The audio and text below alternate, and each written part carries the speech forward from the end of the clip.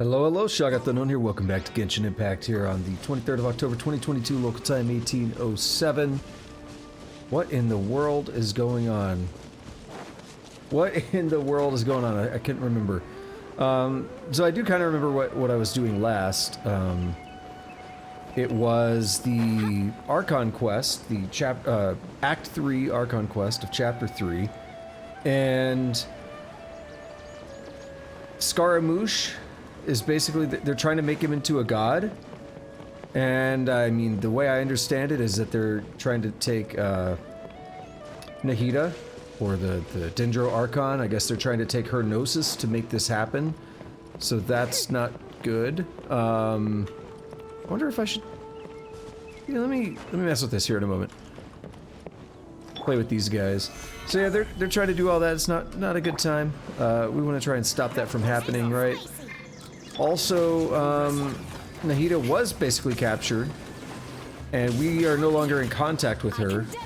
So I guess we have like this weird cryptic message where I don't quite remember exactly what it was, but it was something about like the light of a star can like break the lies or something. I don't quite remember how it was worded, but we, you know, decoded that, if you will, to mean we need to go to the desert and talk to the people there.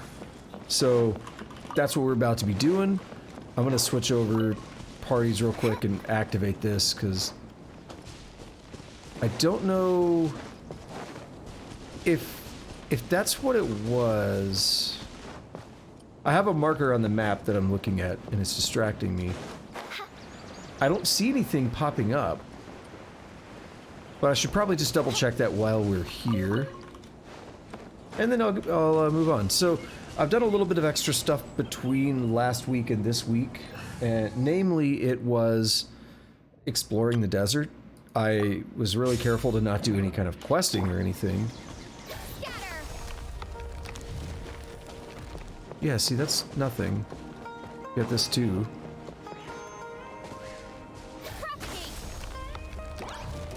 Oh no! I summon thee.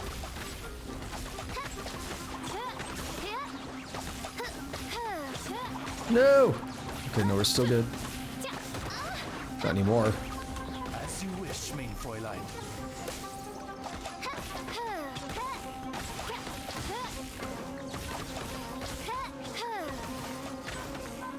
Alrighty, there we are.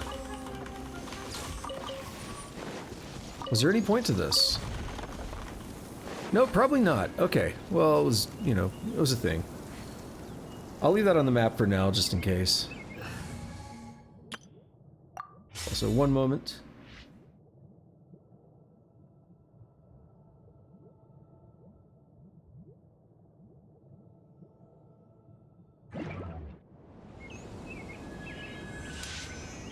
Take a look here at the actual map, and look at this. I've got basically everything. I didn't do this domain or that domain, but I've got like everything uncovered.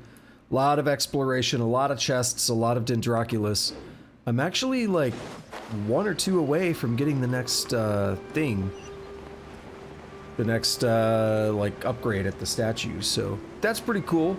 Good place to be. There's a challenge. We're gonna do that challenge. This game is so terrible. It's like ADHD or ADD or... See, I don't know the difference. Attention deficit hyper disorder versus attention deficit disorder. Does ADHD make you more hyper then? Is that... I don't know. Like, they both distract you.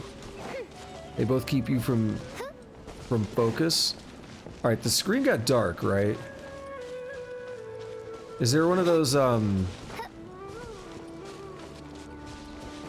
Is there a corrupted thing? I don't know, it went away now. But I guess ADD, is that like a depressant form of it where, I don't know, whatever. But this game's terrible in terms of like, there's a thing! Go do the thing! If you're bad about that, this game will get you. Alright, that was a waste. I was thinking it was there for a reason, like, I was gonna have to grab one from up there.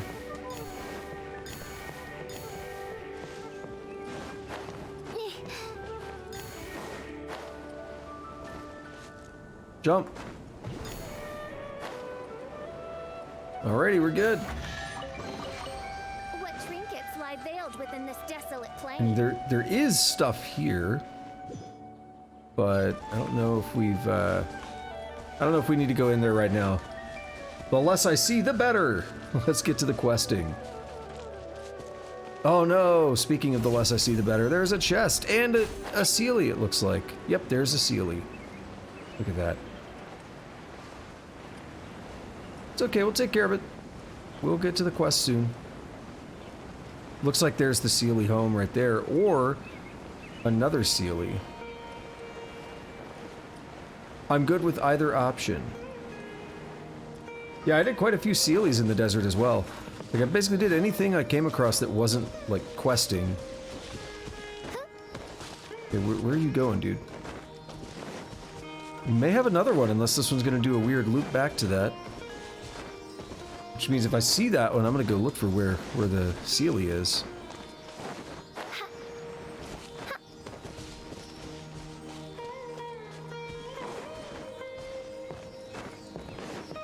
Oh yeah, the thing I was gonna mention, like, I actually am putting that video up on the playlist on YouTube where I was doing the exploration. I just straight up recorded. There's no commentary aside from an intro where I'm just like, hey, this is what's happening. And then I just, like, let a recording run while I run around and explore. That way, in case anything cool happens, it's caught. Otherwise, it's just whatever.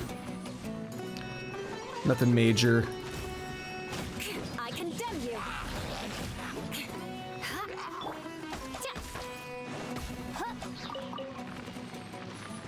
We're taking a little damage there, but it'll be okay. Destiny has brought me hither. We're gonna have to go back that way. But there's more stuff this way. There's one of those things. Okay. Have I done that one? That's the real question. What am I supposed to do?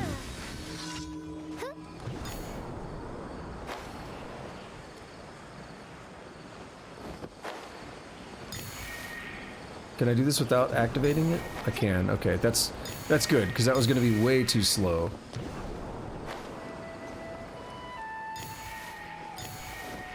Hey, what's going on, Tusk? You have a new fear. What's that? Destiny has brought me You're not hither. afraid that your wiener's gonna shrivel up and fall off, are you? Something exists? Dementia? Oh, dude. I thought we talked about this before.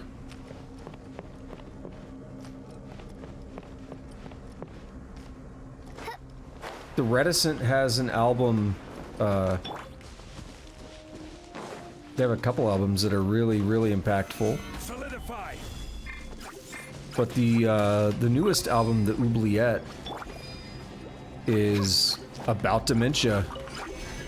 And yeah, it is terrifying.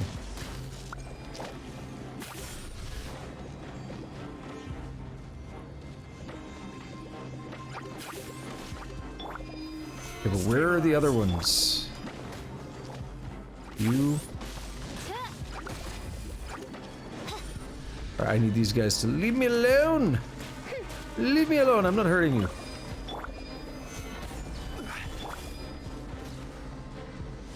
You should listen to that album from the Reticent, because it is heavy stuff, man.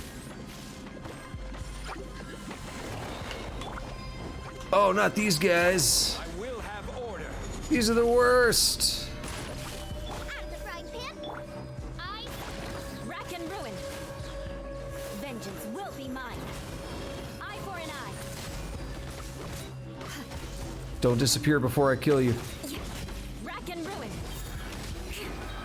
Thank you.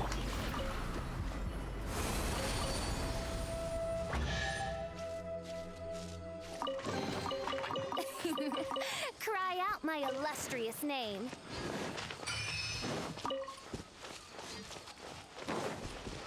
Hey, I'm very confused. What, Tusk?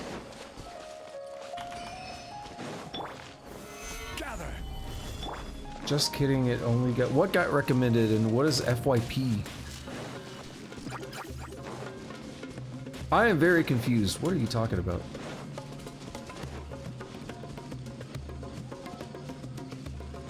Dementia got, like... This is a song I'm recommending. I mean the whole album. That album is... quite the experience. For your page?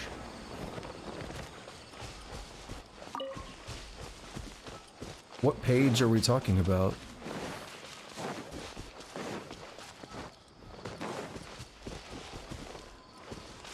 I'm confused. I don't understand.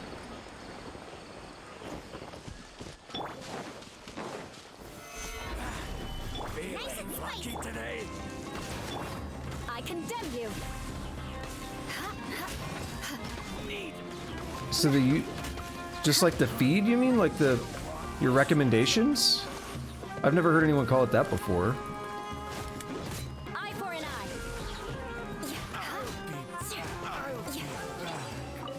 Yeah, I've just always referred to it as a feed or My recommendations. illustrious name. I've never heard anyone say that before.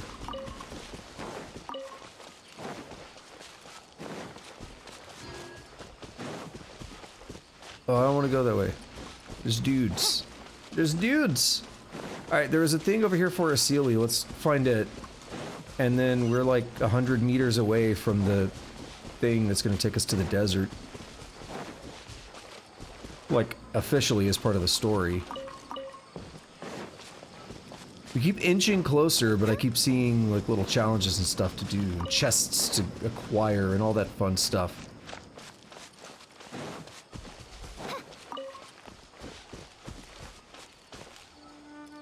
Well, no, like I said, I've never heard of that. I've never heard anyone say that.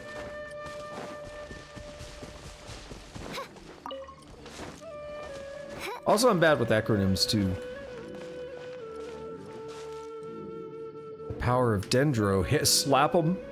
Slap him with an attack.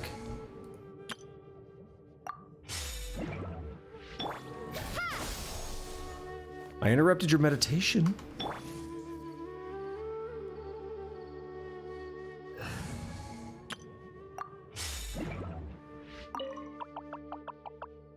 Time to get back to Vanarana. Goldenara should visit too. Bye. Yo, earlier I was eating after the first stream, and I bit the fuck out of my tongue. I was bored, you know. No, like seriously, I was I was chewing, and like, yo, I felt that shit tearing. It's, like somehow bit the back of my tongue. Like I bit my cheek before, but I don't think I bit my tongue like that. It's kind of hurting right now. Like it's kind of sore.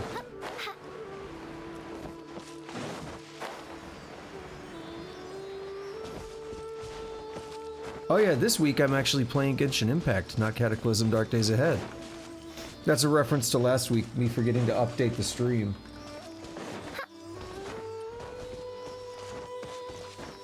I mean, it happens sometimes.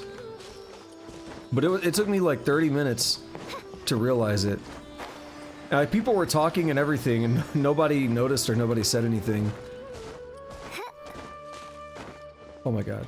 Okay, no, we can just go that way. I thought I was gonna have to go up there to trigger it again.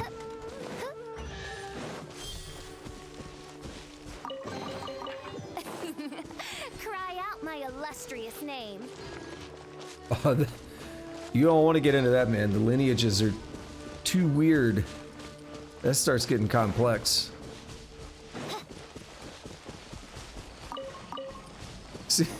See, look what you've already said. You've already said like 3 things. You start getting into like the elder gods and the old ones and everything. It gets crazy. Because things are so, ergo they are such. Oh, she said ergo. I like that.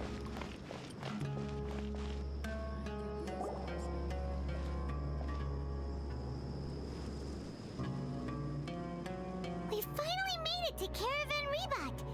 It's pretty lively here. So, just past this wall is the desert, huh?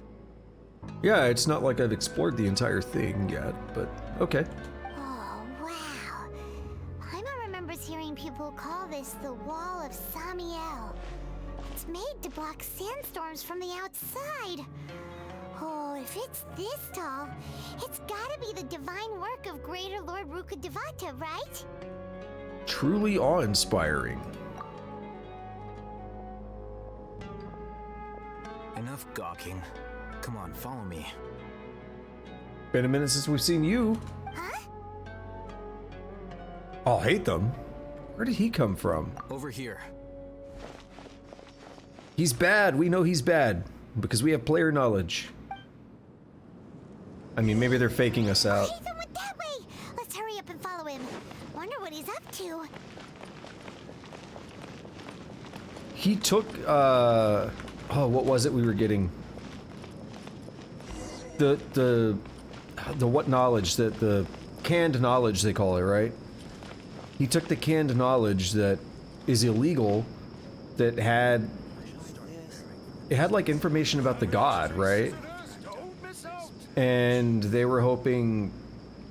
The Eremites were hoping to use it, or I don't know if use it, or use something in it to maybe help revive their god. And then... He took it secretly without anyone else knowing. I don't think even we know. But they showed it to the player. I'm thinking back a couple weeks, so bear with me on that. What the? Where did she go? The negative zone. How did we lose them? They were just here a second ago. More Eremite mercenaries? Who are they working for this time? Anyway, Traveler, it seems like we were being followed again. Yo, we got that stealth mission going on. Metal Gear. You were too careless. You should have noticed those hopeless amateurs trailing you a long time ago. Thanks, I'll hate them. There's no need to thank me. I've never cared to keep track of personal favors. All I did was correct a mistake I happened to come across. It's a habit I developed at the academia. You really gave Paimon a scare, Alhaitham. We never thought we'd run into you here. Last time we met at Port Ormos, didn't you say you were going back to the academia? Wait, don't tell Paimon that you're here to take us back on their orders. Paimon, you're kind of revealing something. If granted, I guess the idea is that he would probably know, but you're revealing a lot in case he's out of the loop somehow, even despite his little knowledge, Neuralink thing there. Oh, so you've already landed yourselves on the academia's hit list. I can't say that I didn't expect it. However, had I wished to turn you over to the academia, don't you think you'd already be the Eremites' honored guests by now? I mean, we just kill them like we do everything else. Oh, right. You do have a point. Did you participate in the Sage's big project? I have no interest in running errands for that project. As a scholar, I've always belonged to the camp that promotes researcher autonomy. And these days, you're more fascinating than anything the Sages can offer. So you were actually looking for me. He trying to smash. Not quite. To tell you the truth, I'm still investigating the Divine Knowledge Capsule. Unfortunately, I've run into some difficulties. Everyone says the capsule originated in the desert and was eventually moved to Port Ormos. If I am to get to the bottom of this, I must understand how the capsule first came to be. Which brings me back to you, and why you're so interesting. The leader of Ain al-Ahmar used the Divine Knowledge Capsule right in front of you, and upon seeing him, your expression became perplexed, and you were lost in thought for quite some time. What? I don't quite remember that. To have that kind of reaction, I think you must have realized something. Are you interested at all in sharing what you've been hiding from me? It must be because I was so shocked to hear those words again. World forget me. Yeah, okay, that's it. Alhaitham, you really have a ridiculous eye for detail. What kind of person even notices or remembers stuff like that? The situation's a little complicated. So that's your answer. Well, I do work for the academia after all. So considering that, it is indeed wise to keep your cards close to your chest. But that does prove you do have some undisclosed information about the Divine Knowledge Capsule. Am I right? Ellipses. No matter. Rather than simply learning the answers from you, I'd still prefer to investigate on my own. Speaking of, you two are also headed to the desert? Yep. That's right. We have the same plan as you. But we don't really have any concrete goals at the moment. Then I'd suggest starting with Aru Village. It's the largest settlement in the desert, so it'll probably have more resources and intel than anywhere else. Well, would you like to head there together? Yep, sounds good. It's always better to travel with someone you know. Let's go! All right. I just thought of something I want to check real quick. Are we on a new banner? Nope, still Nilu. What's the history here? Because I got a double 5-star last time. So is Nilu... And we can see the time there, 1848-51. And then it was also, was it like Zhongling or something? And yeah, Zhongling, same time. And Diluc, same time. And then right before that, still the same one on 1016. 1010, 2101. And there it is, 2101.49, 1010 Sino. So literally 2 10 pulls in a row, and I got 3 5-stars. That is like unprecedented. Like, I mean, it's happened like once or twice before, but I've been playing the game for almost 2 years total. I mean, there was like a year off. But it's been almost 2 years since I started, and I played the game pretty heavily for probably about a year of that time total now.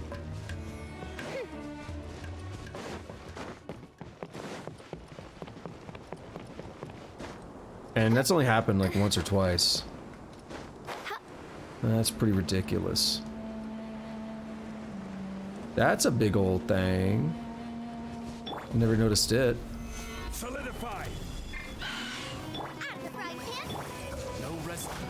Rack and ruin. Alright, I don't want to even deal with that, because it's just floating up where I can't hit it. Rack and ruin. Eye for an eye. The way yeah, look at this right here. I don't know if that's for me or not, but the way the sand reacts to your footprints is actually really well done. So if we watch this when I sprint, see the slide there? When I come to a stop, there's a little bit of a slide. It's done really well. What's up, Beer Jesus? How you doing?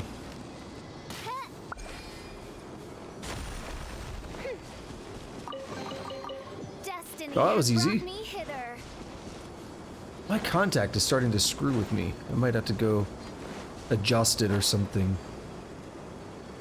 If it gets bad enough. I'll probably just like keep fiddling with my eye and it'll fix itself over time. Nope, not fighting them, bye. Don't have time for them, we're gonna do the quest. Unless I see like a challenge or a CLE, something like that. We're going straight for the quest. That's why actually I took that time between sessions to explore as a way to reduce distractions now. It's so easy to get distracted in this game. Been busy, I hear that. For the most part, same. Been working on a project, streaming, work.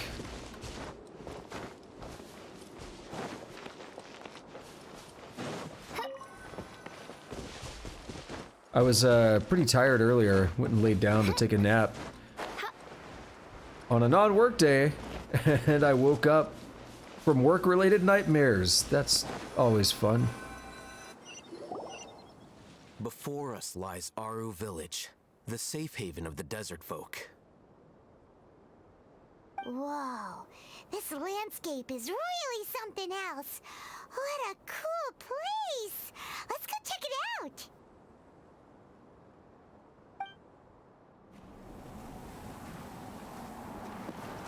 Oh, we got a real movie. Kind of. Not really.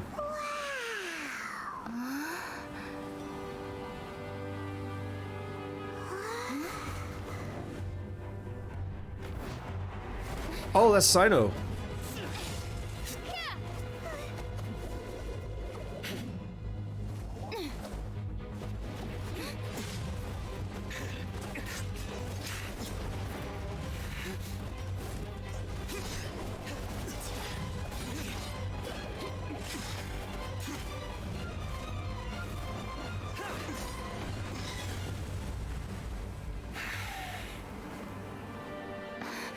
Simon.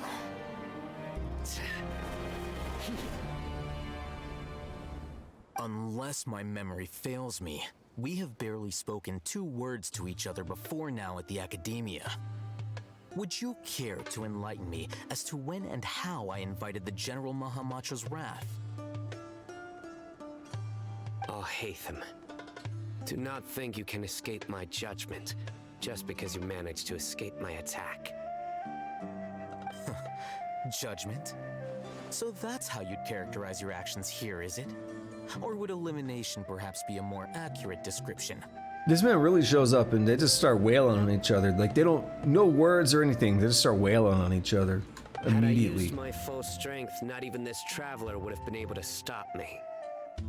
Sino has the power of anime on his side. Though styled like an assassination, I sought only to ensure that my target would be unable to flee or resist. Standard practice for the Matra, as well you know. Seemed to me more like your own personal touch. Who is that, Alhaitham? Did you call him General Mahamatra? Yes. General Mahamatra Sino, head of all the Matra at the Academia. He's a formidable hunter, and the ultimate nightmare for any who have committed academic crimes. You seem to have placed a lot of trust in Alhaitham, to the point of blocking an attack for him. If I were you, I'd never choose to side with him. I wouldn't believe a single word that comes out of his mouth. So this is interesting because as the player, we pretty much know that we shouldn't be trusting him, right? As the character, we still think of him as an ally, but I don't know. I mean, maybe I read too much into it, but he clearly like had tossed that canister off to the side, and then once everybody left and like the Academia arrested that dude or whatever, he's like, "Aha, I've got it now. It's all mine." So he clearly is doing some shady stuff. That's what I remember of it. Sino, however, I mean, I don't know that we should necessarily trust him due to the ties to the Academia. I have been pursuing this scribe for a long time. I urge you, stand back and do not seek to defend him any longer. Otherwise, there will be consequences. I don't trust him as much as you seem to think, but that doesn't mean I'm going to stand by and do nothing. Has Alhaitham done something wrong? Paimon doesn't think he's as bad as you've made him out to be. I won't waste my breath explaining things. Alhaitham, I saw it during our fight. Take it out. The divine knowledge capsule you're hiding on your person. Unless you want me to retrieve it for myself. Yeah, there we are. Very perceptive of you. Nothing escapes a Matra's senses. Yeah, that thing just pulled that out of nowhere. The divine knowledge capsule? Didn't it fall into the Matra's hands in Port Ormos? So you did lie to us. Did he?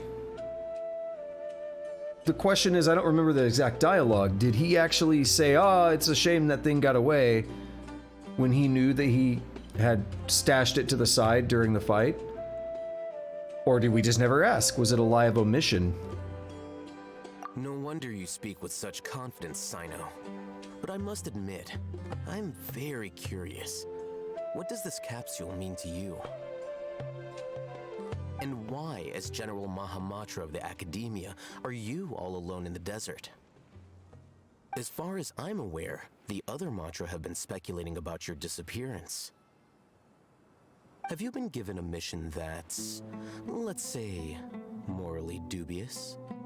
I'm over here looking like Anubis, though. If I was the real target of your mission, what was stopping you from simply using your authority and resources to judge me within the walls of the Academia? Is it a mission from the sages? I should have known you'd be difficult to deal with. You two! Ugh. What should we do, Traveler? Paimon feels like we can't trust either of them. Ahem. Well, look at you Oh, there we two, go. acting all tough and self-righteous over there. Wait, Dia? Yes, please. Great! Finally someone that we can trust! Watch it be like, nope, never mind. You gotta help us out here. Otherwise, these two are gonna start fighting again! Yeah, sure looks that way. Two giants from the Academia duking it out once and for all. Not something you get to see every day, that's for sure. Listen, I know you academic types love to fill up your big brains with self-righteous morality and lord your empty rules and virtues over each other. But how dare you bring your petty disputes into the safe haven of Aru Village? Okay. It seems like someone's gonna have to beat some sense into your thick skulls until you finally learn to respect these grounds.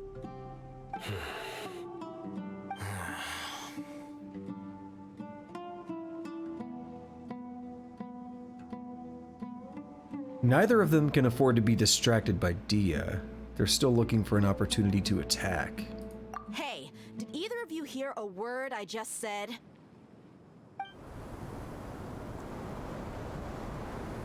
Whoosh. Whoa, what's going on? The wind's so strong! Is this a sandstorm? Paimon's gonna get blown away! Ah, where's Daruda when you need it? Another sandstorm? What's up with these recently? Hey! All of you, over here, quickly! We have to take cover! Okay. Someone's calling for us! Oh, this wind is too strong! Let's get over there! That sounded like Candace. Come on, you two. Jeez, are all of you Academia folks such hard work? Move it! All right, stop yelling.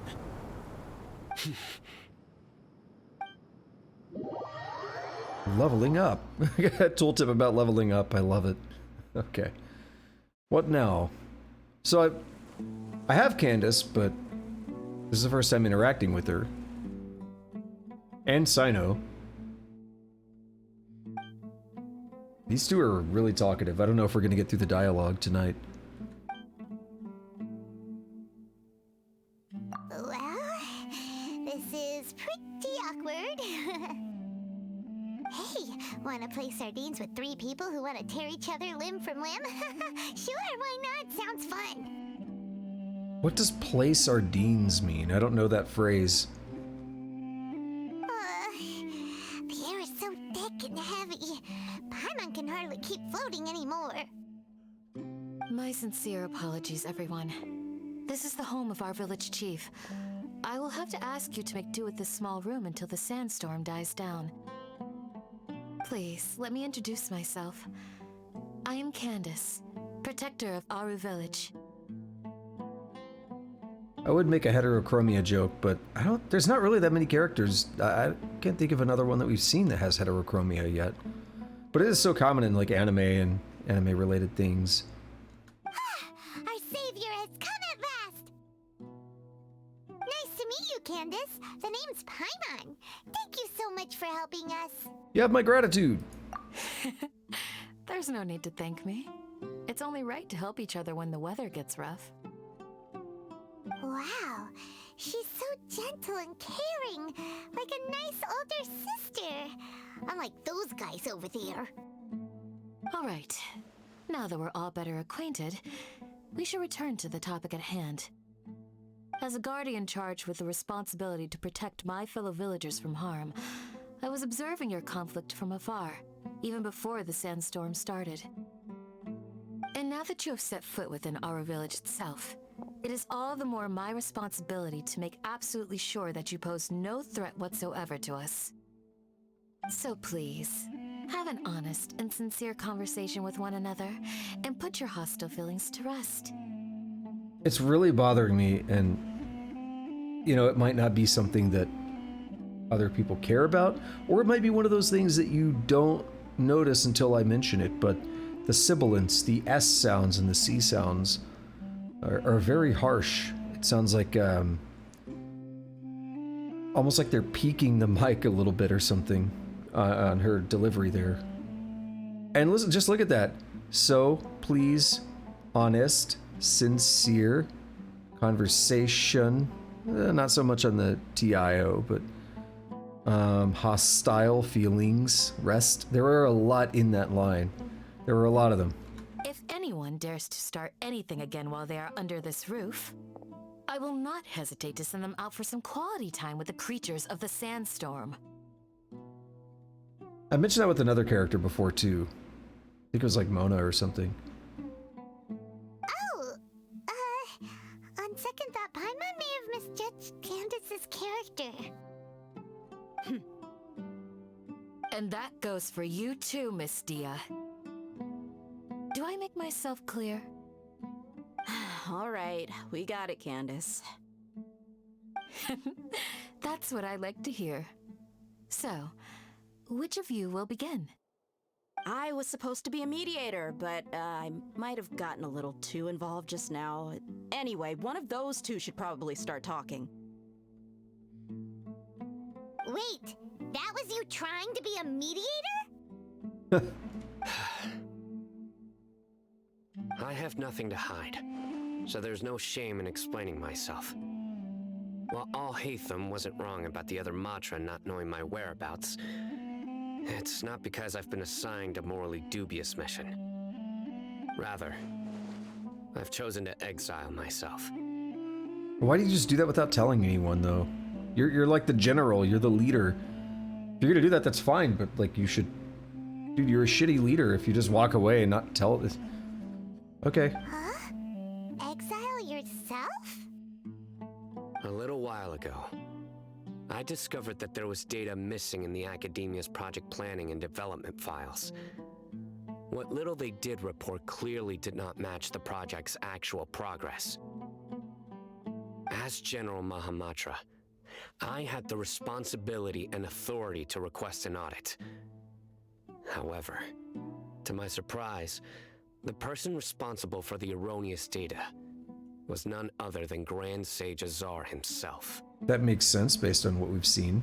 I tried to investigate the issue myself before submitting a formal audit request, but I soon found that all leads and potential pieces of incriminating evidence were carefully concealed from me.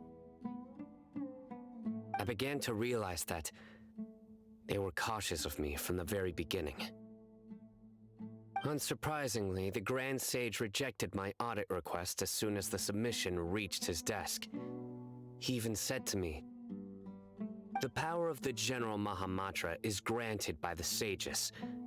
You have no right to judge us."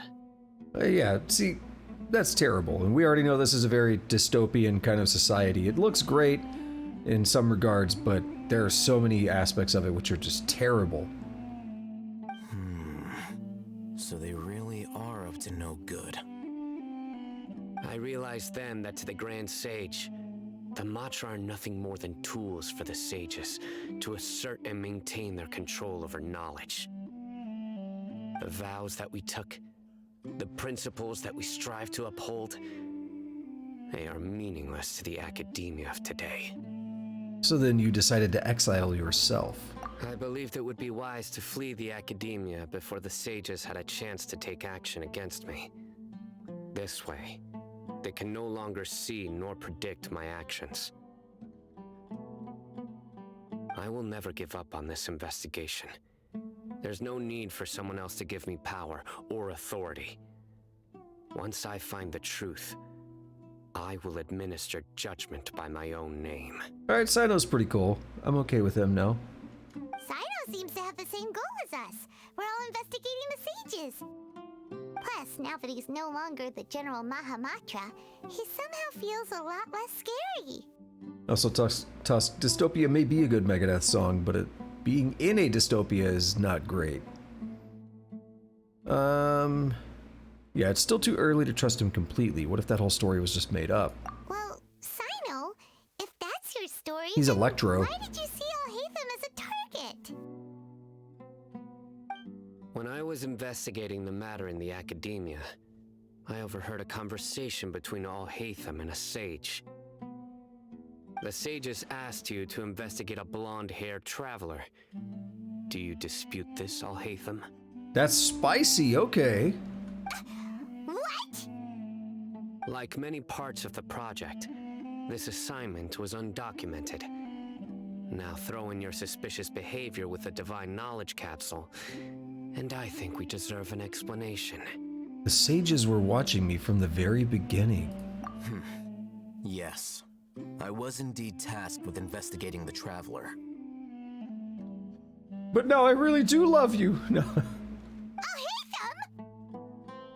After all, the promised reward was so great that hardly any scholar could have refused.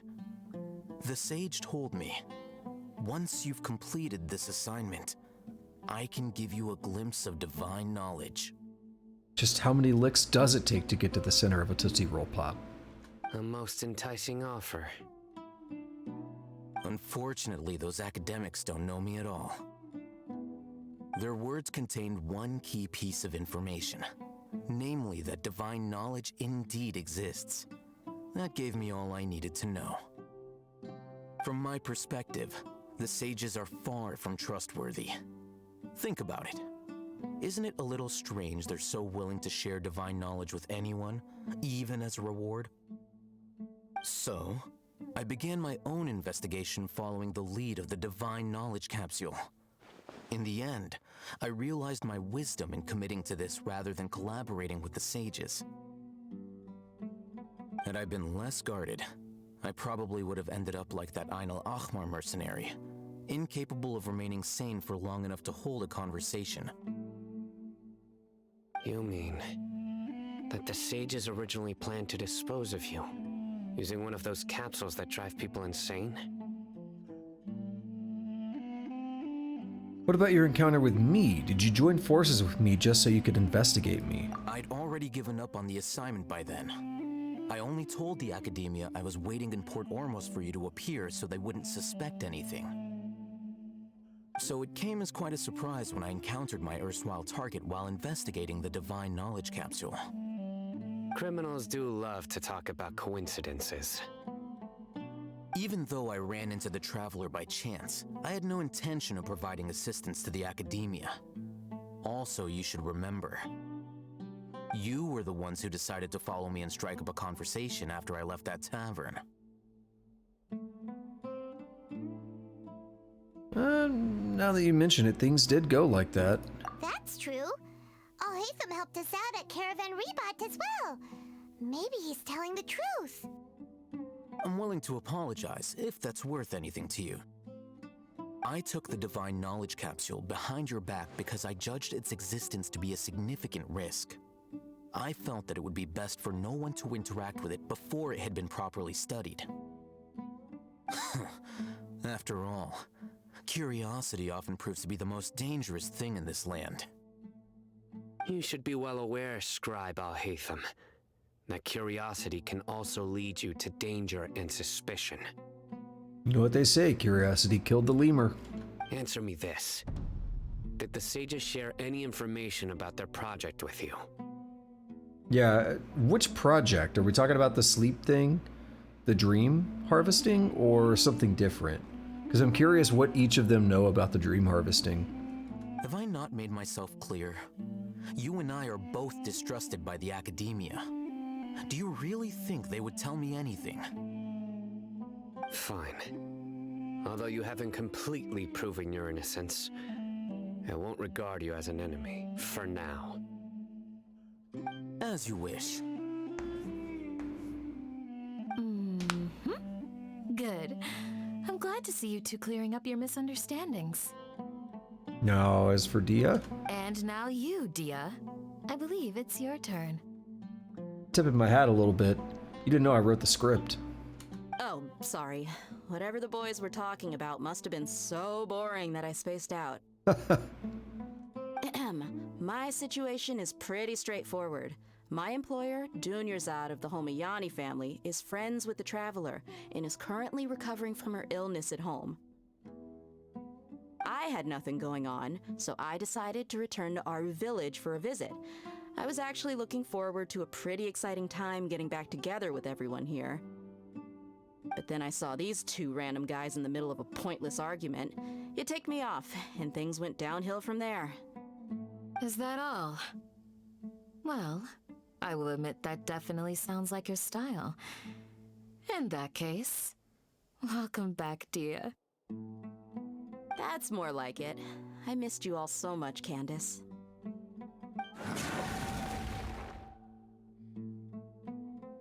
Growl? Okay. When she said case a moment ago, it was like the S was really harsh on that. I don't mean to be too critical. I wonder how the voice acting is done. Are they going to like a studio, or do they have like their own home setups? Because when I hear Dia speak, I don't hear those harsh sibilants like that. So I wonder if it's different, everyone's using like different hardware or something. Whoa! What was that sound? No need to worry. Now that you're no longer at each other's throats, please make yourselves at home. I'll take a quick trip outside to clear out some of those creatures in the sandstorm. Creatures? In the sandstorm?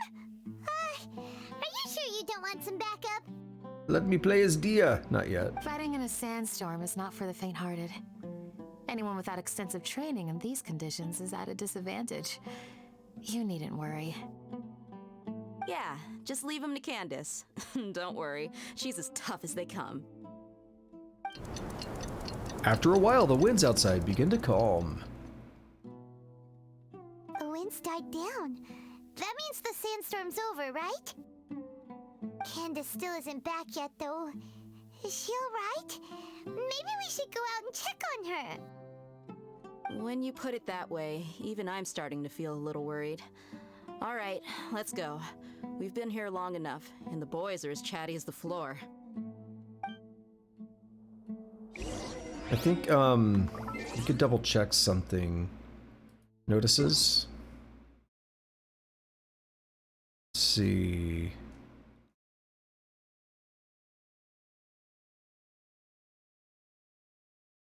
.1.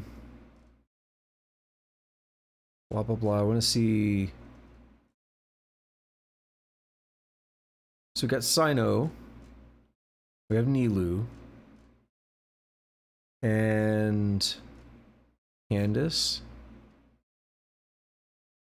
Domains, equipment. Trying to skim through to not spoil much. Yeah, so we do have an Act 4. I was making sure. I thought there were 2 acts, and there is an Act 4. Isn't there... Each top-up level will be reset to provide a double bonus. Nice, okay. Isn't there a way to see, like, the pre... Oh, I guess maybe they haven't revealed the... Yeah, we have to wait on the live stream to happen first before they'll show the upcoming stuff. But I can check here real quick. How long is left on the banner? About a week. Okay. So next week, if I'm not done with Act 4 today, which may be the case because these tend to run long. We're like an hour in and we're still on Act 3, right? Yeah, we're still on Act 3. So we'll wrap it up next week, if not today. And then I could just do like domains and random stuff on next week for the remainder of the time that I have. And then the week after we'll be into I guess like Act 5 or something. I don't know. We'll see what happens with Act 4. Uh-oh, a Sealy. Oh, this music slaps. Uh-oh, 2 Sealies! Alrighty. How did I not get either? Well, actually, I know why. I know why I didn't get stuff here, because it was too close to the quest, and I didn't want to come back here to, like, accidentally trigger something. Tusk makes your Clash of Clans base called Tusk's Meth Lab. Oh no. You need to play some Cataclysm and just make a meth deal. Like, you need to play Cataclysm and make a meth dealer or whatever. Make Walter White in Cataclysm. There's no reason you couldn't do that. Set your character up, like, get a starting character that knows all the sciencey stuff to make meth. There's probably a preset or a mod that'll let you start out as one. Like, start you out in, like, a little lab or something. I gotta look into doing that now. Because you could totally make, like, all the drugs and stuff on that game. As far as I know, you can go through all the chemicals and everything. There's a chemistry mechanic in the game. So totally make a Cataclysm character that just makes hard drugs.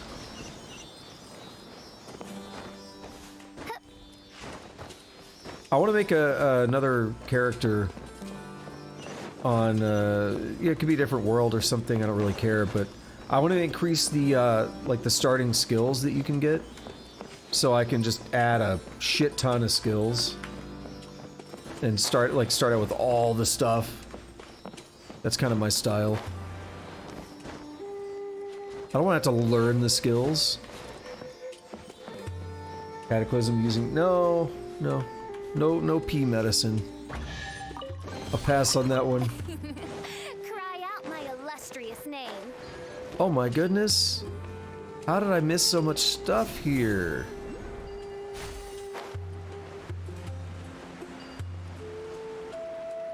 I will always take a Dendroculus like this.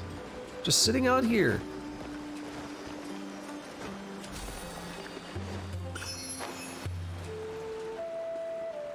Yeah, no pea medicine, but you can do that. I'm actually really interested in a design pattern. I don't know if I'll use this for a game of my own. And I don't know if this is the design pattern that is used in Cataclysm. But it's called the composition pattern. And the way it works is you basically define materials, you define things, and then you compose them. You compose further things out of the existing things. And I mean, that sounds like what's happening in Cataclysm. I'll explain what I mean. But it's actually a specific, like, software design pattern. The way I saw it was, and again, this sounds like what's in the game, but I don't know if this is actually what's happening. They could have done it a different way that's not using the design pattern. But it's like you have milk and whatever else. Like, I don't know what you would combine milk with to make cheese. But you have, like, milk and some other thing to make cheese, right? And then you have cheese and then some other thing that combine together to make, like, a tortilla or something, right? Or a quesadilla, I mean. Cheese and a tortilla make a quesadilla. So you're, like, composing a third thing out of the two existing things. And you could build out, like, an entire recipe system for crafting or whatever using that design pattern. I really like the idea of that. And what I was thinking about is making, like, a very extensible system that can support, like, modding and stuff. Cry out my illustrious name. Do I want to go down here? There's, like, a domain. Oh, no, that's one I couldn't get to before. So I was thinking about, like, a modding system that could take advantage of that design pattern. And then if you wanted to make medicine out of pea, you could just add some, like, information into a simple file, and it would work. Like, it would work very easily with very little work, very little effort.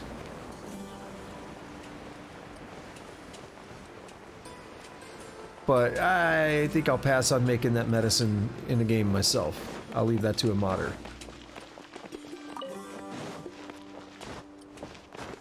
I feel like that was a very disjointed explanation, though, because there was a really nice example fact, I still have it up on my phone. Let me look. Let me find it real quick.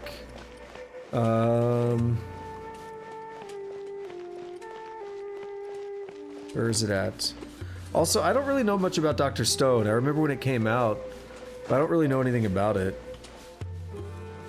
So I can't comment on what a game would be like or why the game would be enjoyable or anything.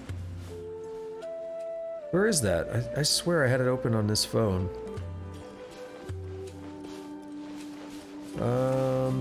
Fearless concurrency, no. What is you?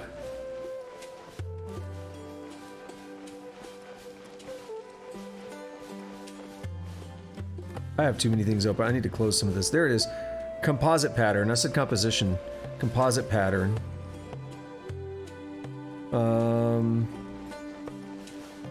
Here it is. Yeah, so they said, yeah, cheese is, they said, let's say cheese is made from milk and chemicals. So you just define, like, both of those things, and then now you've got cheese. And then you can have another recipe that says, like, we could do something else with milk, and then milk plus another thing, and they actually say milk and fart makes, or, no, milk and, another recipe, milk and fart. I don't know why they said that. But, they just have, like different ways you can, like, make different recipes by composing them together with just some basic ingredients that you define. So it'd be easy to just add more ingredients like that. And then once you have cheese, you can then make things with cheese. But the magic and the fun part about that system is that you can then, like, break that apart into multiple stages, right? And it's kind of like what you see in Cataclysm, where you say, oh, well, I want to make this food, but I need this thing to make this food, so now I go and I, you know, how do I make this first thing? And then you make the first thing. Well, how do I make this second thing? And you have this whole chain of stuff that's all thrown together. I really like that. I really like that idea. Something I'm keeping in mind for my own game. Because I've always thought about how I want to handle, like, a crafting system if I decide to do one in a game. And that's a really appealing system.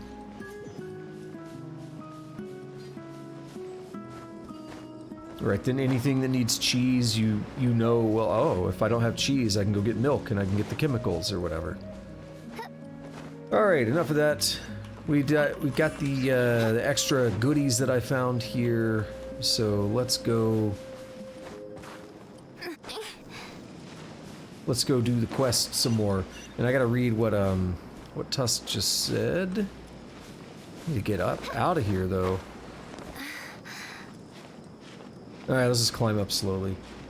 Anime's a big recommended from you, but if that had a game 100%, that's gonna be an open world. You can start a city, find sulfur, and you know those acid pools up. Okay, yeah. I mean, I don't know anything about the game, so I'll take your word for it. Why would you be doing that? I don't know.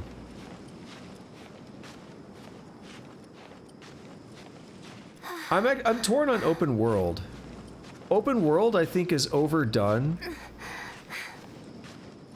And I think you gotta be cautious with open world in games. Basically, I think open world games can be really fun, but I think sometimes games are hindered by being open world. I think a lot of games would be better if they were more focused. I think an open world... Join the Eremites, okay. I think games should be open world when it's warranted and it actually helps the game itself. But I don't really think, like, things should be open world just for the sake of being open world. I think it's better to have a game with a really focused, narrow design that they do extremely well than a mediocre open world, right? If you do like an okay, it's like an alright open world, I'd rather just have a really good linear design instead, right?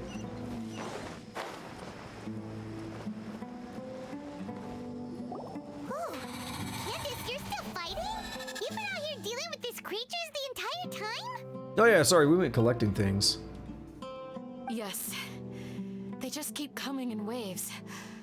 I've lost count of how many I've defeated. Before I realized it, even the sandstorm had stopped. Not only is she really strong, her stamina is also something else.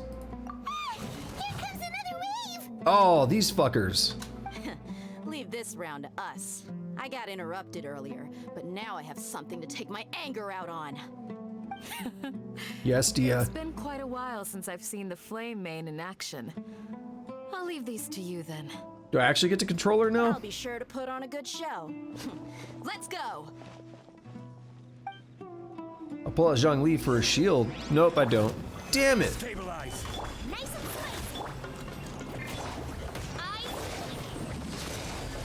spicy! Damn it! Usually once you're actually doing a quest with that, like where that character's unlocked, and it's like, maybe their hangout type quest or whatever they're called.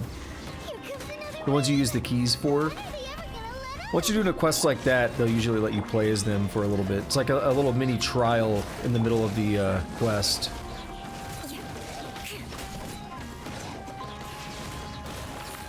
Eye for an eye. I condemn you. NPCs are... The creatures stopped appearing. Was that the last of them? So you're talking about No More Heroes. The NPCs are weak, it feels dead most of the time. Why is the desert just as full as people in the big city? There are like 2 trailers there. You fight in the space most of the time, so why have an open world? Yeah, you mean you fight in like a confined, like an arena or something? Yeah, no, that's what I'm saying. Like, sometimes open worlds are put in games where you don't need an open world. And there's nothing wrong with that. Like, we played games for how long? Like, we played games for decades before open world became this like popular mainstream thing. Like in the really in the 2000s is where it started happening, when games could actually process loading on the fly as well as they do. Like Grand Theft Auto, for instance. Like a big 3D open world. That's really when they took off, and then everyone's like, we have to have an open world because that's the popular cool thing. It's like, but you have to warrant it. You have to be able to justify that open world by having really good mechanics and having fun things to do in that open world. If you have an open world that's not fun to explore and roam around in and stuff, then what's the point? What we fought just now was probably the aftermath of the sandstorm, so we should be safe for the time being. Well fought, everyone. No injuries, I hope. That man came in selling feet pics. The camera was like looking right at his feet. Huh? Who are you? Ah, my apologies. I haven't had a chance to greet you yet. I had my hands full taking care of the village's elderly and children. I am the chief of Aru village. Everyone usually calls me Uncle Anpu. Yeah, it's a pleasure to meet you. Sir, I am also originally from the desert, but I have not been back for some time now. May I ask if such sandstorms are common? I can't say they've always been common, but recently the storms have become increasingly severe and frequent. Besides sandstorms, we also occasionally get earthquakes. According to an investigator who stayed in the village a while ago, these unusual natural phenomena are related to the withering of Irminsul. Okay, we're just jumping right into it. Another effect of Irminsul's withering. So, Irminsul's withering causes withering zones in the forest, and sandstorms and earthquakes here in the desert? Sounds like we gotta fix it. Everything in the natural world is inextricably connected to Irminsul. These regional symptoms can indeed be a reflection of Irminsul's present state. Everyone in Aru village needs to take good care of themselves. Speaking of which, why haven't I seen a single village keeper since I got here? Village keeper? Who are they? Village guards like Candace? Does your curiosity know no bounds? Village Keeper is how Aru Village refers to mad scholars exiled here by the academia. I mean, that's kind of a dick way to respond. We don't know their culture. We don't know anything about them. So he's kind of a dick. Does your curiosity know no bounds? Like the way he said that. It's like, bruh, we don't understand. You're just throwing terms around that don't make sense to us. We're gonna want to know about it. Most of them are scholars who lost their sanity after a period of training in the Avidia forest. The academia believes that their crazed mutterings may have a negative effect on the psyches of other scholars. So, they're forcibly exiled to the desert. Though if you ask me, it's all a boatload of nonsense. Tainari also brought this up before. Hypatia was also nearly exiled to the desert. Yeah. Alas, that's exactly what we've been trying to investigate. One by one, the village keepers have been mysteriously disappearing without a trace.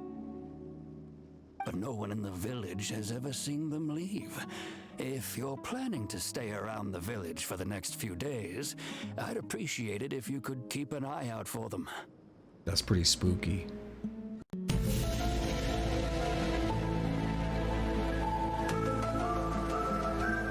I've had encounters with those people in the past. I'll see what I can do to help. The Matra are the ones responsible for their exile. Now that you're no longer with them, are you trying to alleviate your guilt and atone for your past sins? I'm fascinated by how you think. Mock me if you will, but if you are guilty, I will eliminate you, regardless of my position or identity.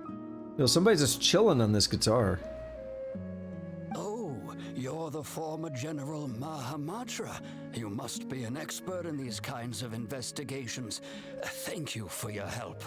I'll help too! Is it because you're reminded of Hypatia? Oh, these poor scholars. First they lose their sanity, now this! We need to help get them back home, safe and sound. But, is it really a good idea to tag along with Sino? You seem like you really don't trust him.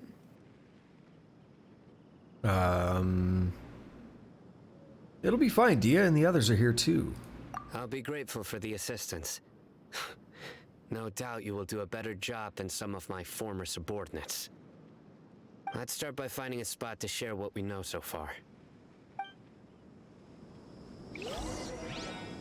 Hey Tusk, you remember that time when I was playing Elder Scrolls 4? More speed. And I was in that quest? And... like, all the people died, but their bodies were just, like, sliding and, like, floating and stuff? That was good times. Spooky.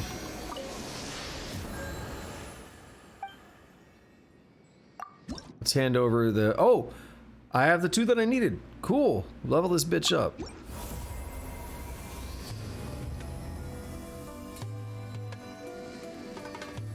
Now what do I need, like 30 or something to get the stamina upgrade?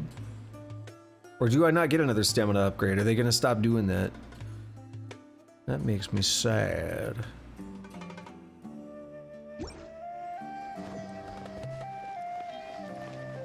Makes me very sad.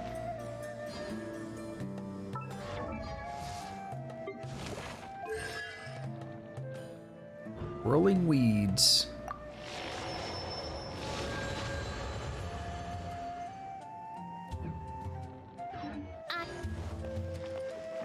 Alright, what do we got over here?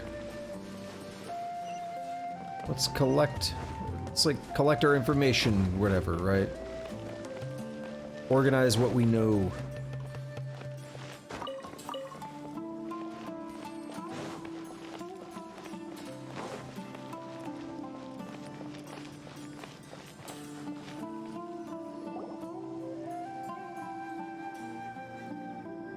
Although I've sent myself into exile, I'm still doing essentially the same things as before.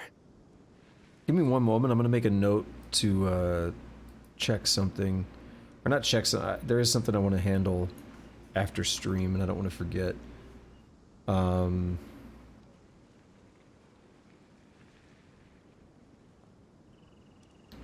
Hold on.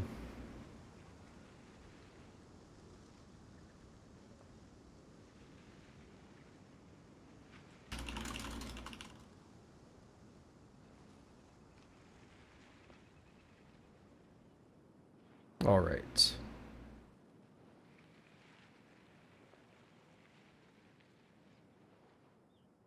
Do you still have any questions for me before we start our investigation? Why do they refer to the Mad Scholars as village keepers? One of my former subordinates told me that this title has its origins in a strange incident. The Academia has long exiled mad scholars to Aru Village. A mysterious phenomenon exists here. When mad scholars first arrive, they are as incoherent and deranged as before. But after spending some time here, they invariably begin to calm down. Initially, the people of Aru Village greatly resented having to take in the mad scholars. But a strange incident one night changed that. Aru Village was struck by the strongest earthquake in living memory. Seeing buildings on the verge of collapse all around him, the then chief of the village was preparing to take everyone to safety. Suddenly, he noticed a mad scholar crouching in a corner, caressing the ground with his hands. A soft, green light radiated from him, like a divine glow against the backdrop of night. Okay. Despite the powerful tremors that ripped through the ground that night, all the houses remained upright, almost as if they had grown roots reaching deep into the ground. In the end, not a single building collapsed, and no one was hurt. After that, the people of Aru Village treated the mad scholars with greater kindness, and began to refer to them as the village keepers. Cool. A soft green light? A mad scholar protecting Aru Village? What do you make of it, Traveler? It must have been Nahida's power. Only she could be capable of that. Paimon thinks so too. Actually, Sino, do you know if any of the mad scholars continued to wear their Akasha terminals at Aru Village? In theory, they would continue wearing them so the Academia could still monitor their activities. With that said, the main Akasha system would no longer have any interaction with them. But the god might. Oh, no wonder! Everything makes sense then! Add in the fact that they calmed down, it was probably Nahida who calmed them. If you are able to draw a conclusion from this one story alone, then it appears you possess much more information than I do. So, what do you make of the story? That mad scholar's power likely came from Lesser Lord Kusanali. Really? Lesser Lord Kusanali? Yep. What? You don't believe us? Lesser Lord Kusanali was definitely using the Akasha to give her power to the mad scholars! No, it's not so much that I don't believe you. I'm just struck by your reasoning. Lesser Lord Kusanali, the current Dendro Archon, is she really active in Sumeru? Maybe a little bit. But right now I think she's a little indisposed. The Academia has always placed far greater importance on the late Greater Lord Rukkhadevata. They've more or less ignored Lesser Lord Kusanali, and I've never had any reason to doubt their views. In addition, I've never heard any stories about Lesser Lord Kusanali and her deeds. To me, she might as well have been a god that never existed. No way! Nahida definitely exists! She's a... how should Paimon put it? She's a good Archon who's kind and wise, even if she says weird stuff sometimes. Let's just go straight for it. We saved Sumeru City together in the not-so-distant past. I've spent many years interrogating criminals, so I can easily tell when someone is lying.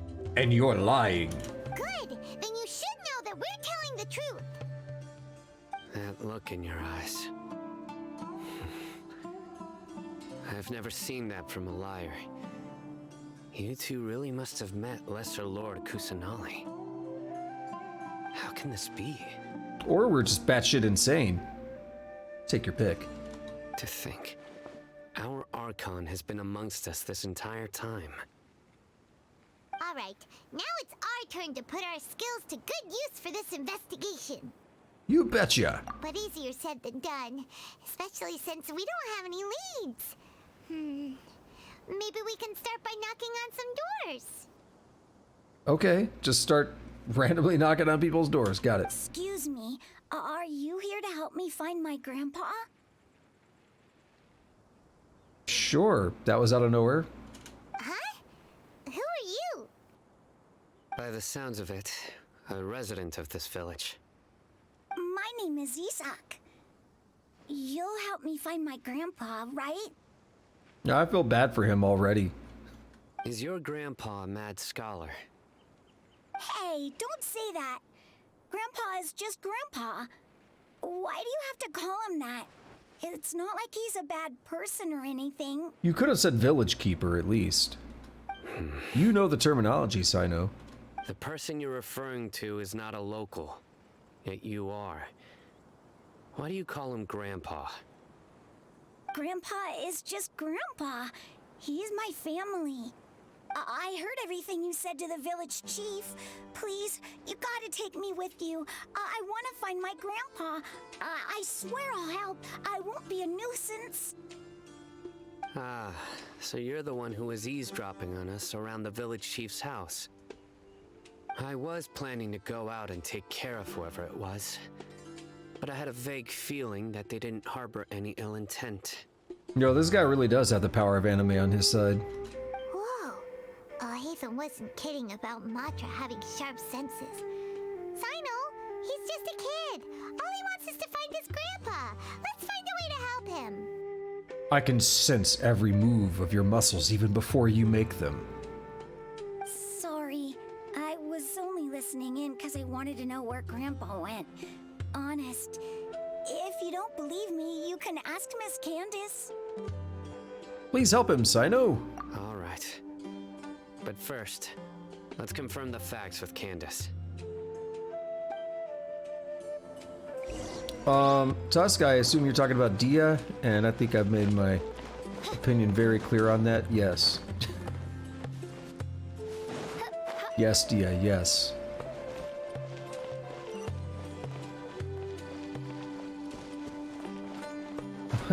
Why is schlong such a great word? I love that word. And Aldia is Dark Souls, right? Is Aldia's Keep? But why should we... Who should we have called Aldia and why? Oh my god, get a dark theme on that, dude. As you approach the village chief's house, Sino asks Isak to wait nearby. Sino is super vigilant. Is this what all the Matra are like? Ah, you're back already. We just wanted to confirm something with you. Do you know a boy by the name of Isak? I had a feeling he'd go looking for you. Huh? You knew this would happen? Yes. Although he tried his best to stay hidden, I still noticed him eavesdropping outside the window. He really wants to get his grandfather back. Isak's parents were both Aramite mercenaries who rarely returned to the village after finding employment in the city. He was raised by his grandfather. Unfortunately, it was only a few years before his grandpa passed away. Isak was still very young at the time, so various families in the village took turns caring for him so he could survive. Okay, so is the grandpa he wants not the dead guy? It's the village keeper, the mad scholar that showed up. Later, Yeah. an elderly mad scholar arrived at the village. Isak thought the scholar bore a striking resemblance to his grandfather, and thus often spied on the man. Isak, that's not a good start. You don't need to be creeping on people like that. However, the scholar was unkempt in appearance and incoherent in speech. Although Isak referred to the man as his grandpa, he was afraid and didn't dare to approach him. One summer night, the oft mumbling and bumbling grandpa suddenly calmed down and seemed to become more lucid. He even noticed Isak hiding in the distance. So Grandpa walked up to Isak and patted him on the head. He even took Isak to the entrance of the village, where he patiently taught the boy the names of the stars and accompanied Isak until he fell asleep. The next morning, Isak woke up and wanted to go find his grandpa again, only to realize his grandpa no longer recognized him. However, even so, Grandpa retained his calm expression. Honestly, I know that's not really what they're going for, I don't think. But it is a lot like dementia. Like you mentioned dementia earlier, Tusk, and it's a lot like that, right? People with dementia, they can have moments of lucidity where they recognize you, they remember you, they'll have a conversation, and then suddenly it's gone. And it's like they're trapped somewhere in there. It's very, very frightening. It's said that those who saw the scholar claimed he no longer appeared to be crazy, but appeared to be living in his own world, almost as if he were sleepwalking.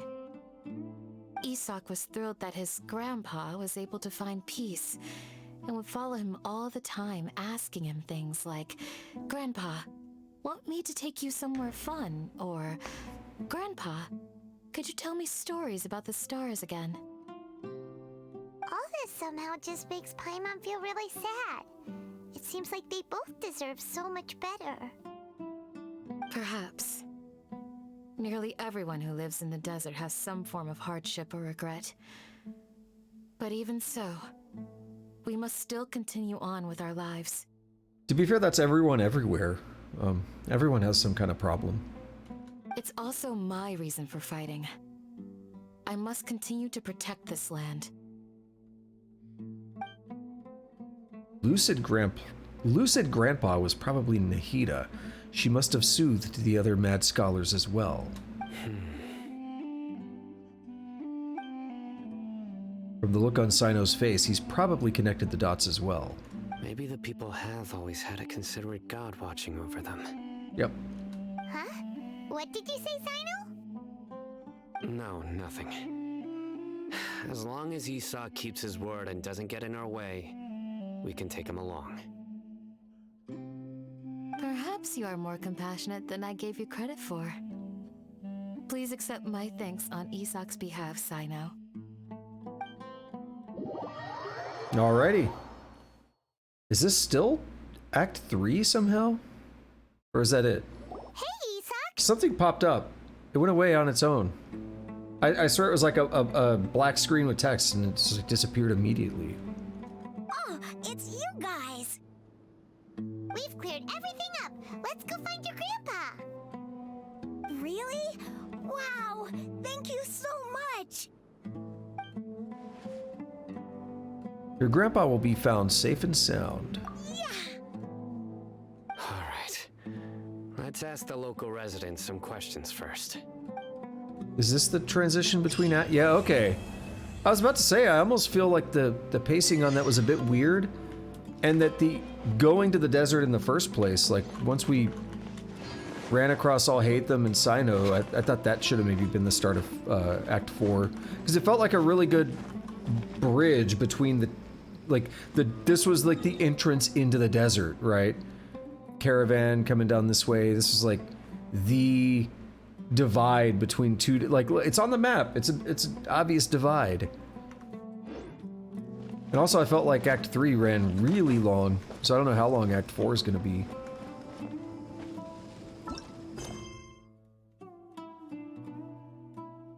So yeah, this is just called King Deshret and the Three Magi. Entrusted by Isak, a resident of Aru village. Almost said Arhu. This is not Divinity Original Sin. You and Sino begin looking for clues about the village keepers. This is worth 900. Just this piece. There's probably going to be more than one piece though, as usual. These story quests are what I was talking about. I need to unlock some of these. I'm going to wait for now, but we need to unlock some of these. I have the keys, but I don't want these quests to interrupt anything. And I guess for this, we have to complete Act 4. Yeah.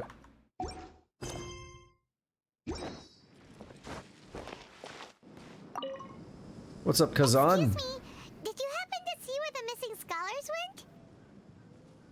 You mean the village keepers?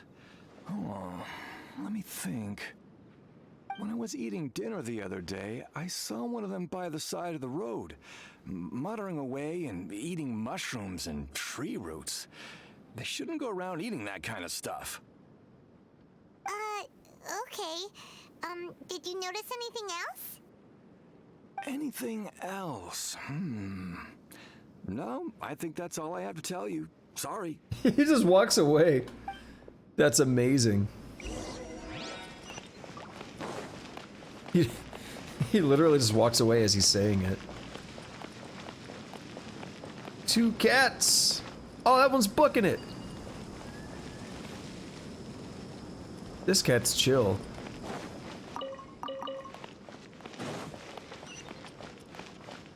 Katze.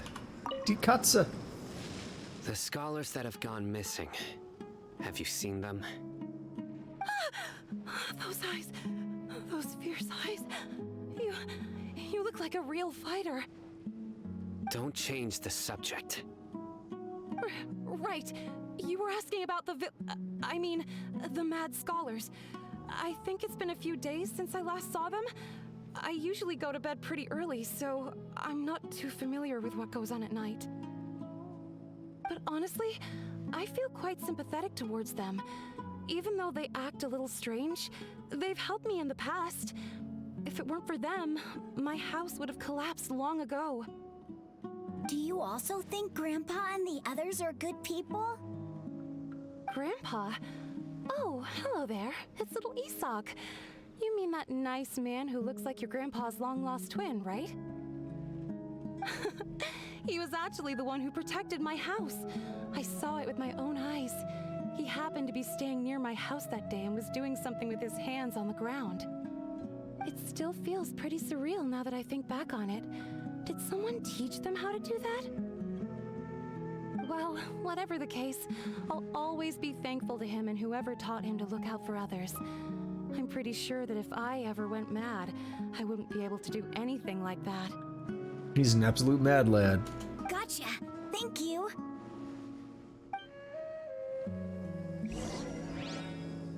Alright, who's next? Look at this cat just chilling. He watches us, he turns his head, but he doesn't do anything, he doesn't move at all.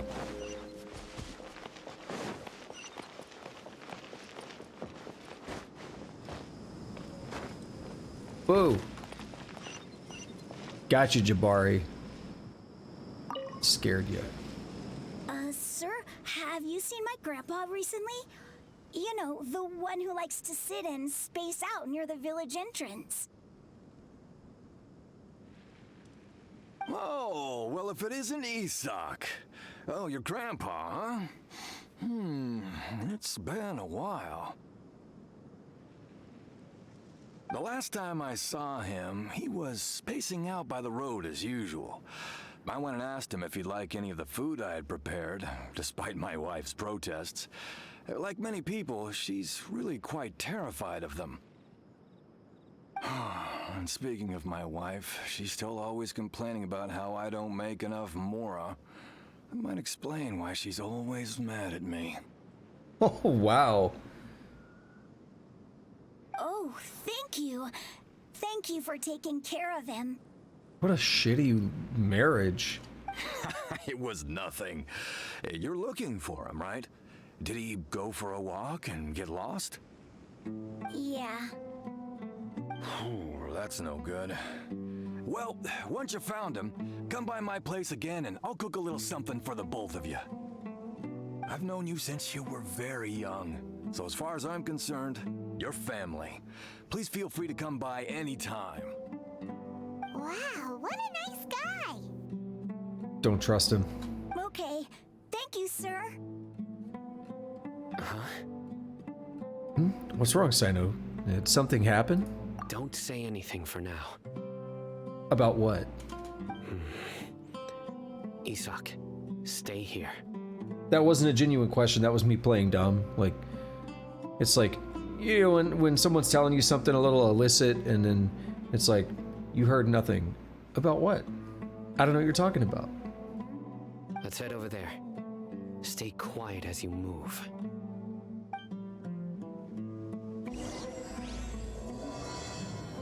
Alright, we're doing it.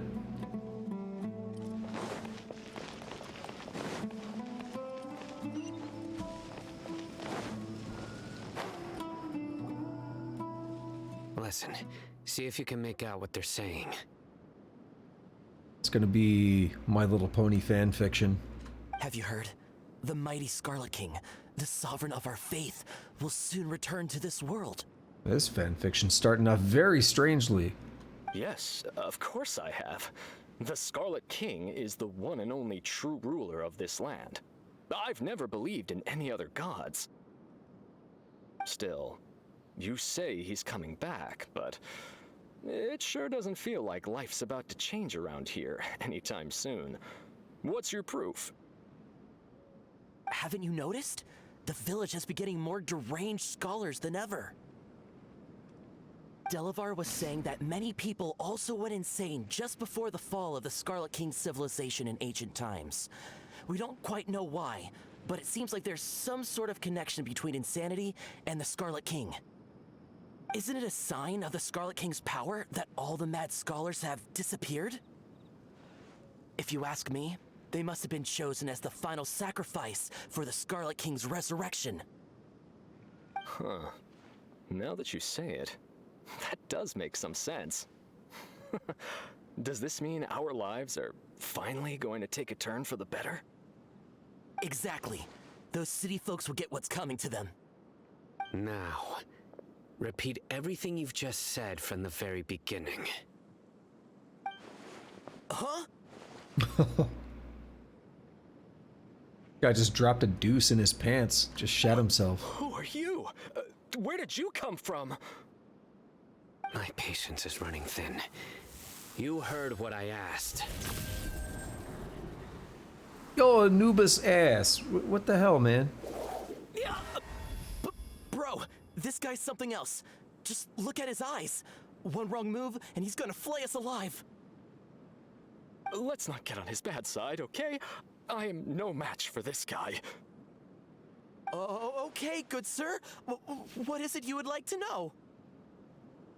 Tell me about the Scarlet King's resurrection. Well, I only know a few things from hearsay. I went for a drink the other day and heard others talking about a rumor that the madmen will disappear and that the Scarlet King will return to this land. I'm not making this up, I swear! Hey, go on. Keep talking. It's true. It's all true, sir. We desert folk have had more than enough of those people at the academia. They keep sending us all their mad scholars and won't let us have a good life. Would you want to live like this if you were in our place? The radicals were even more thrilled than me when they heard the news. We're all praying for the Scarlet King's speedy return. Delavar also said that once the Scarlet King returns to our side, it's only a matter of time before we conquer the land on the other side of the wall. They're all willing to serve under the Scarlet King and fight for a share of the glory. Is that so? Seems like he still wants to know more. Keep talking. Got it. At first, I told myself it was just the drink talking, but then all the mad scholars vanished without a trace, just as the rumors said. What if it's literally somebody just kidnapped them just to make the rumors seem real? Like, I mean, we've seen tropes like this before also. Wow, the camera seems really laggy right now. Weird. Please don't beat me up just for mentioning these rumors. If I'm guilty, It's then better. everyone else around here is also guilty. I'm just saying what the others said. The people here really like the Scarlet King, but dislike the Dendro Archon. The Academia is probably the true target of their hatred. Where is this radical person you talked about? I haven't run into him over the past few days, so he probably hasn't been around the village. What about you, man? Have you seen him at all? No, not at all. We wouldn't dare lie to you. He's really not here right now. Sounds like you're not too close with the radicals. No, of course not. All we know are their names. I have many ways to stop you from talking, and many others to stop you from sending warning messages. So you'd best just stay home and hope I don't hear of you trying to contact anybody. Don't do anything until I've gotten to the bottom of this. Try something foolish, and even Candace won't be able to protect you. Yes, got it. We'll do just as you say. That man pussed out real quick. That scared Paimon half to death. Sino is pretty terrifying. Good thing I'm not one of your enemies. He didn't try to reassure us at all. It's like he's used to hearing that. Oh, Paimon bets lots of people have told him that before. All the more reason for you to not get on his bad side. I heard that. Sorry. It's part of being a Matra. The rumor we heard just now seems like a strong lead. But we need to check a few more places. Maybe we could check the scholars' homes? Very well. Isak! I'm here. Waited all night. Where's your grandpa's house? Well, I can take you there. Just follow me. Follow me. I gotta get that sound clip. It's from a game called Project Eden. Really cool game. Very, very underrated game, but I really like it. Very Grandpa? unique. Oh, he likes to be alone. Sometimes he stares at the sky in a daze, and other times he just pokes at the ground with his fingers. Every now and then, he yells out at the top of his lungs, so a lot of people are really scared of him. But he's a good person, really. I know he is. I swear, he's just like my real grandpa. Yeah, this kid be dragging his feet when he goes uphill. We still leave normal footprints. He just like slides his feet. He doesn't completely lift them. Well, this is where Grandpa usually stays. There sure isn't much here. Oh, not the little hut there. He stays behind that tree. What's that smell? Sino, did you catch a faint whiff of incense? Uh-oh. We know about the incense, right? From Hypatia, her ritual thing. Incense? Please don't say it's the same one as before. It's definitely that one. But are you okay? Are you getting dizzy or need to lie down? There's a scent that you can sense, but I can't. A certain traveler here once passed out from that smell. Thankfully, Tainari saved the day. And then he gave us a long lecture to explain all about how it worked. So, you know Tainari. Huh? You know him too? Are you two friends? I'm gonna guess no. Yes. Oh. Okay, cool. Well, then maybe that just bought us some extra trust with Sino then. And vice versa. Now that I concentrate, I can also make out the scent of incense. Wait, surely Tainari didn't lecture you too. No, no need. I can't handle this scent very well. Did you first encounter this scent at Tainari's house? No, it was in the forest where a scholar was meditating. In the forest. From a scholar. Let's keep looking for clues. Gang, let's split up. Alright, Shaggy, you and Scooby, and maybe Velma, you guys take the basement. Daphne and I, we're gonna take the bedroom. And don't worry if you hear any, like, you know, sounds in there. It's just us looking for clues. Oh, where did Grandpa go? Please come home, Grandpa.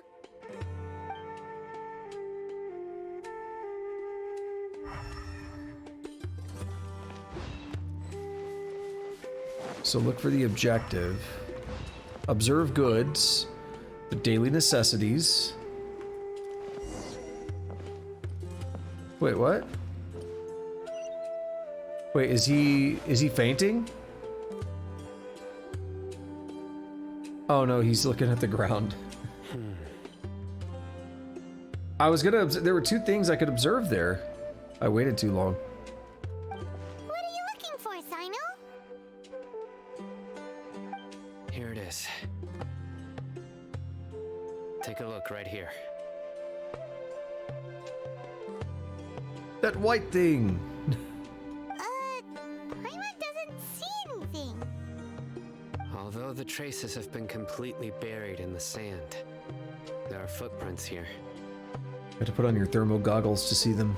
From the size and shape, they belong to an adult male. This pattern is a common one from this area. Local shoes. This was probably someone from the village. The scent is quite faint, but still extant. The footprints head in the direction of the door. You mean someone else has been here? If we assume that Grandpa has never had another pair of shoes. But who would come looking for Grandpa?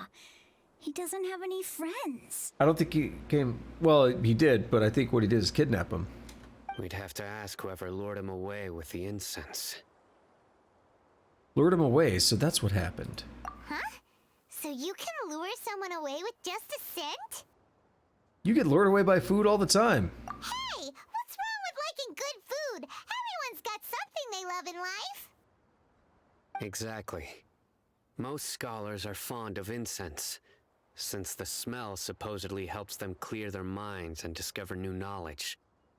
Even deep within the clutches of madness, they still yearn for their knowledge-seeking days, and will follow the scent whenever it presents itself. No, Grandpa. So, someone's taking advantage of their weakness? Huh. Still, why would anyone want to abduct all the scholars? Is it to resurrect King Deshret? Are the rumors really true?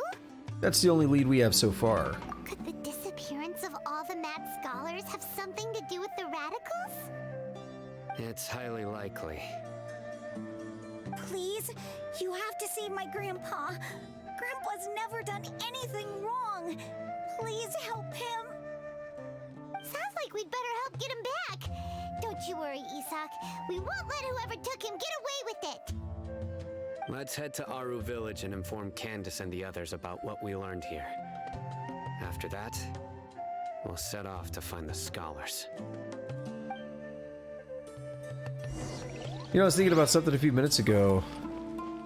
Let me see if it comes back to me. It was going to be about open world.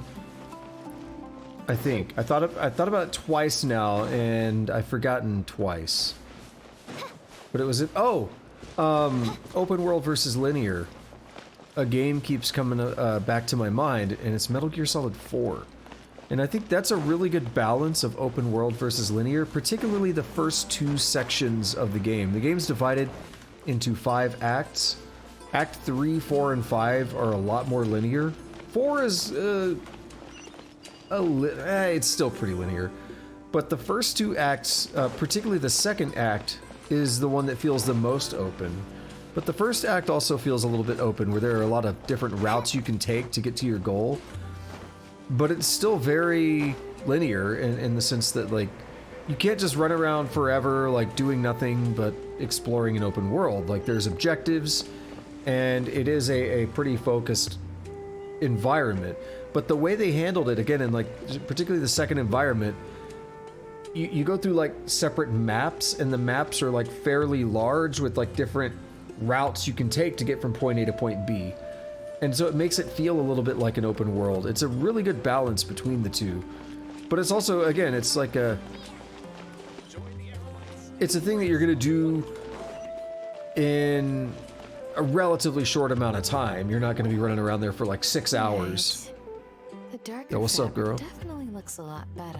What's up, Dia? That'd be my choice too. We're back, Candace! We've got a lot to tell you. Ah, welcome back.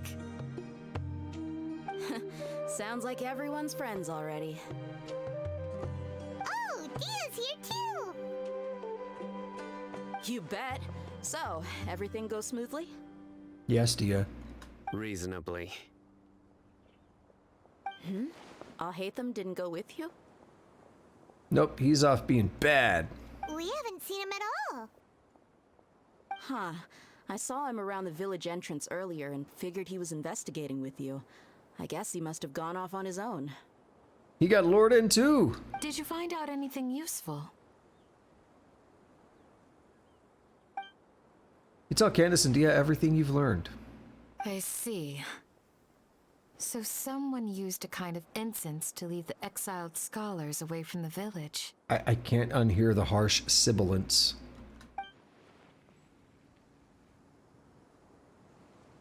The resurrection of the Scarlet King? First I've heard of it. Far as I know, the kind of incense you just mentioned is only popular beyond the wall. Scholars are fond of it, but as you can see, there aren't many scholars still studying around these parts. No seller would be able to make a profit here. Not to mention, making incense is a labor-intensive process. You won't see anybody in the desert with the patience to make or sell something that requires that kind of effort. It seems someone from beyond the wall must have been supporting this. Makes sense. So what should we do then? Do we go back to the academia and search for leads there? If it was any other day, that would be your next logical step. But today, you've got me on your team, so you get an extra tip.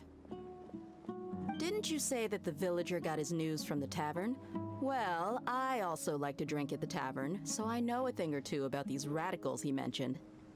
Okay. If Paimon remembers correctly, the leader of the radicals is some guy called Delavar. Ah, yeah. Delavar, the scar-riddled bandit, Enger, the wide-eyed butcher, and Jabari, the duck-tailed bearded crook. The whole lot of them are known around these parts. Jabari. Am I misremembering? Wasn't that one of the guys we talked to? The last guy that was like, I'll cook you food and everything. Yeah, I feel like I've heard these names somewhere before. Yo, hold up. Look back there.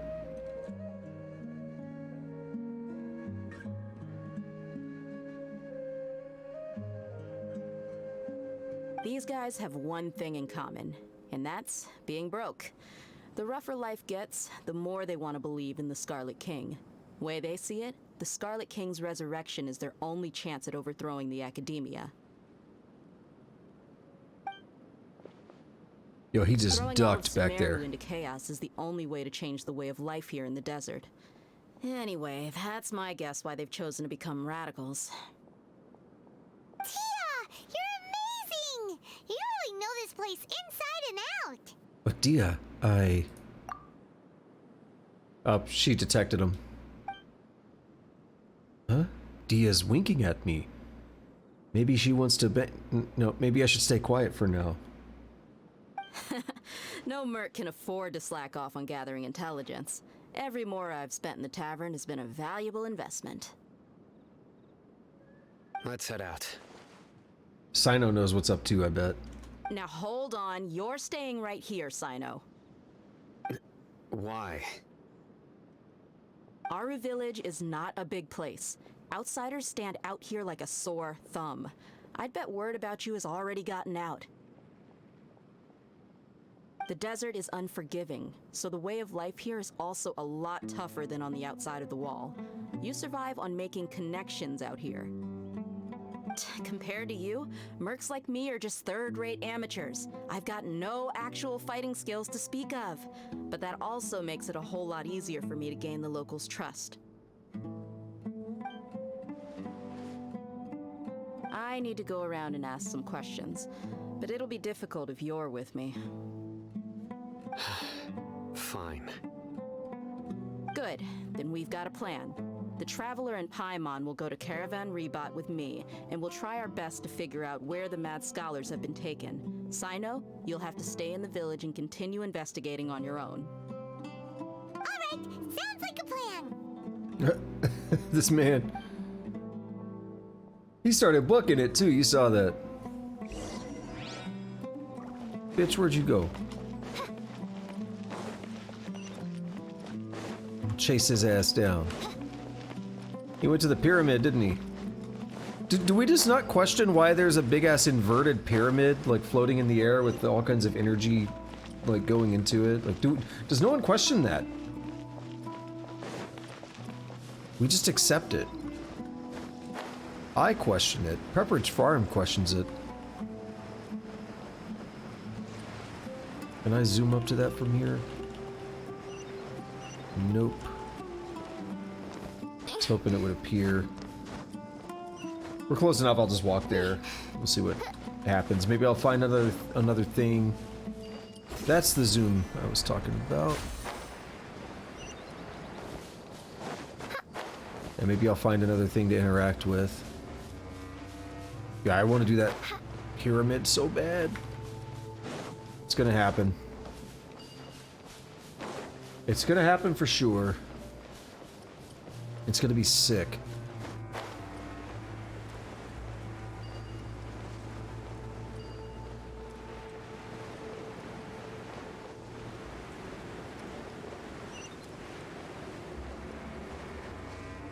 What is that?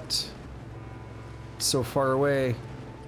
I think it's a chest, but it almost looks like something else. It might be a big chest.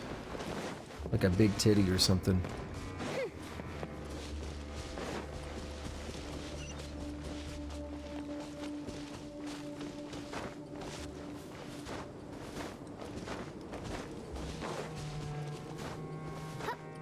Was that like an oboe or something? I like that music. Your journey ends here. This man really just stood there. Eye for an eye. Your journey ends here. Oh, you're special, aren't you? Yeah. Sacrifice is ready. Summon a friend.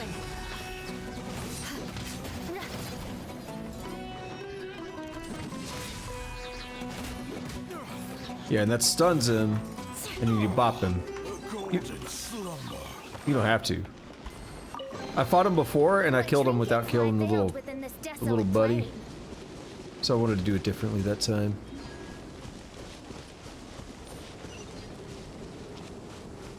Alright, I don't see much to do over this way.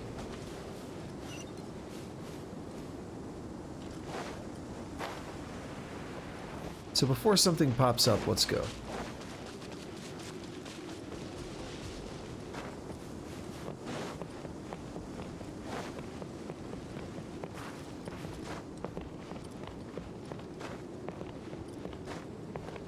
What are we at now? We're at about 2 hours into the stream.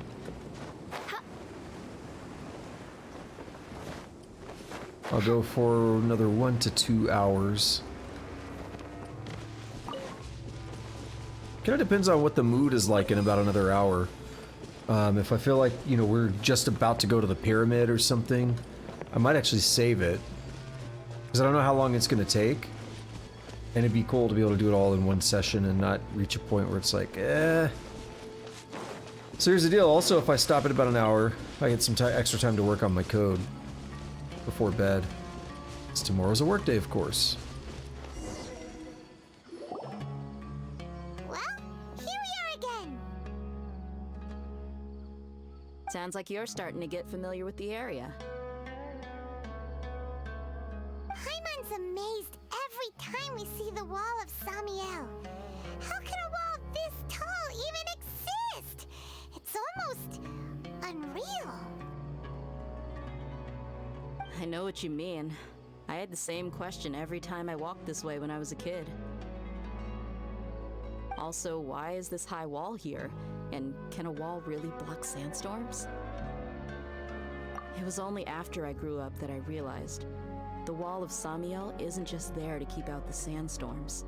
It serves a more important purpose, keeping out people like us. Sumeru is run by wise and mighty sages. To them, us desert dwellers are nothing but tools that can be used and discarded at their whim. We're cheap labor, like livestock, but easier to control. Nothing more. Even if a child from the desert got the chance to obtain an Akasha terminal, almost all their requests for knowledge would be denied. The academia believes we're underserving. Geniuses like Satari are one in a million. The other children never get a single chance to try and rewrite their fate. Even though the academia knows very well that we're humans, just as they are. That's terrible. I would tear down this wall with my own hands if I could. I understand how she feels, but I hope she doesn't do anything drastic here. Hey, Dia. You're not thinking about doing anything scary, are you? No, not at all. This place just gets me thinking, that's all. Besides, we're here to procure information, aren't we? Yep, we gotta catch those. What's up? What's up, Lumine? Shh. Caravan Rebot is crawling with people, so be careful what you say. Oh, yeah. We don't want anyone to find out what we're here for. Our mission started the moment we arrived here. Let's go check out the tavern. Maybe we'll find someone I know. Alrighty, let's go. Let's do it.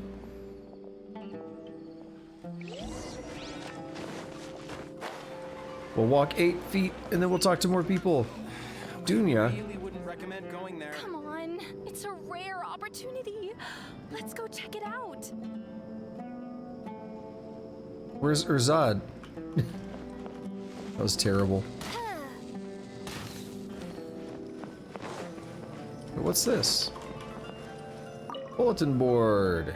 Desert Adventurer package for sale, offering the most caring desert adventure solutions for merchants and travelers.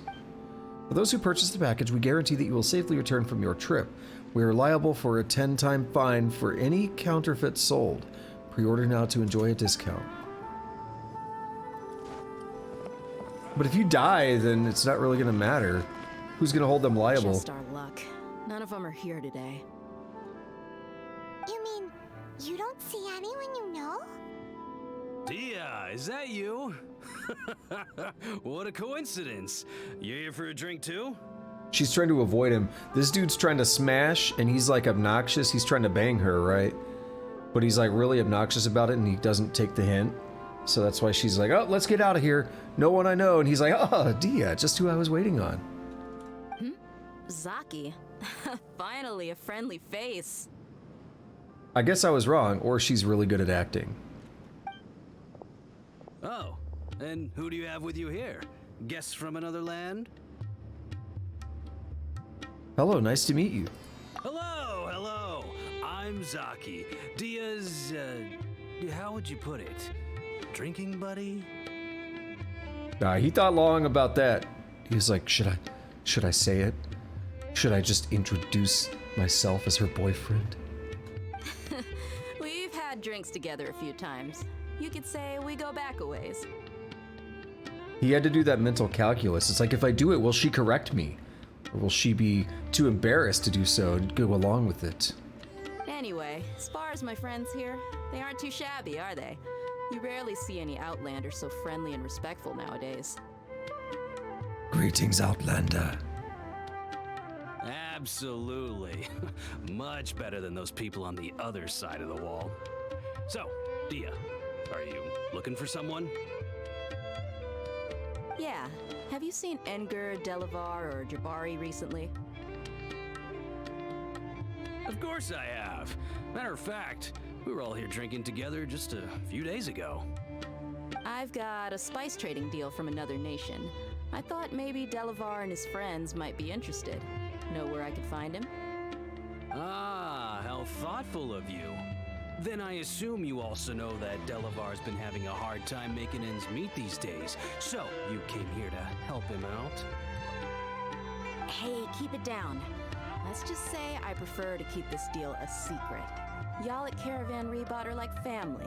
If there's more to be made, why not do it together? Besides, Delavar and his friends have muscle. They'd be a good fit for escorting the goods. Yes, how considerate of you. Delavar's my friend too, so of course I can take you to him. Come with me. Oh, it's getting sketchy. I like it. What? So he's not at the What's up, Tusk? About a few minutes. Are you having to start all over from nothing, or is it like, are you picking up from an old, like, save, or what? I don't know what all that stuff is. I'll take your word for it. I mean, level 5 or like a 5-star, or like, I don't know what level 5 is in that game. How good that is.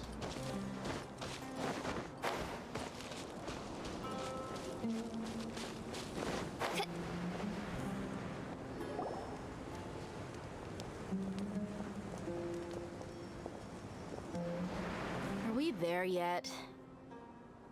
Yep, this is the place. This place is practically deserted. What are they doing in a place like this?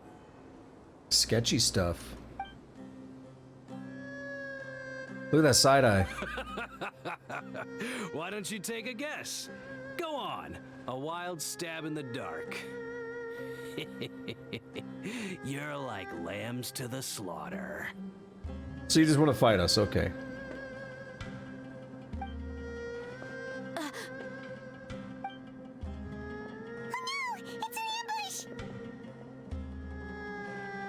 Please let me be Dia. What's this all about, Zaki? Come on, Dia.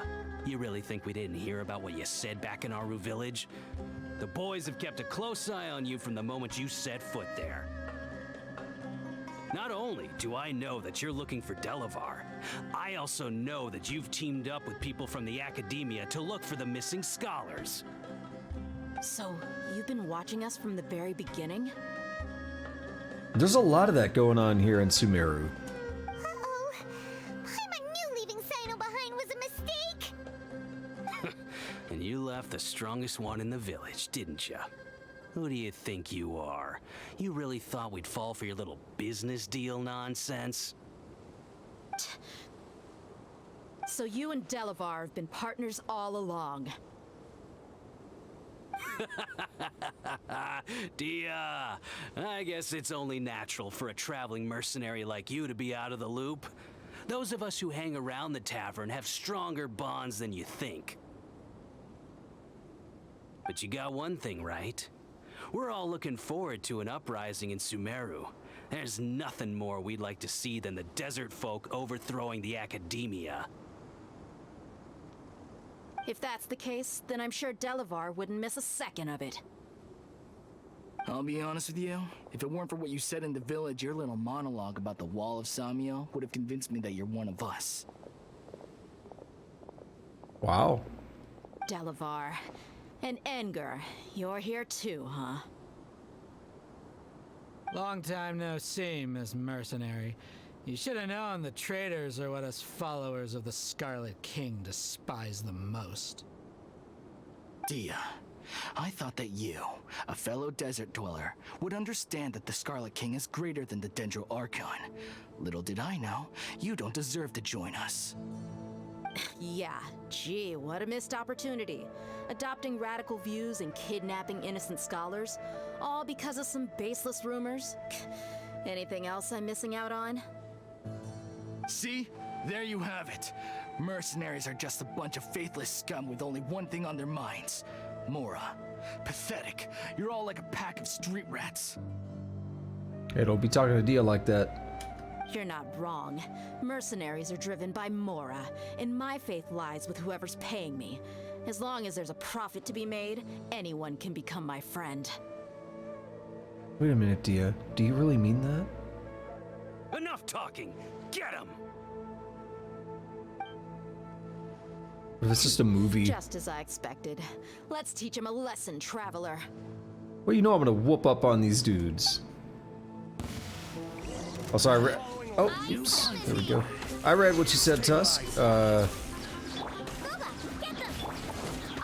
I mean, I'll take your word for it. Sounds like a good start. Spawning a bunch of dudes in. This is like a real-time strategy almost, right?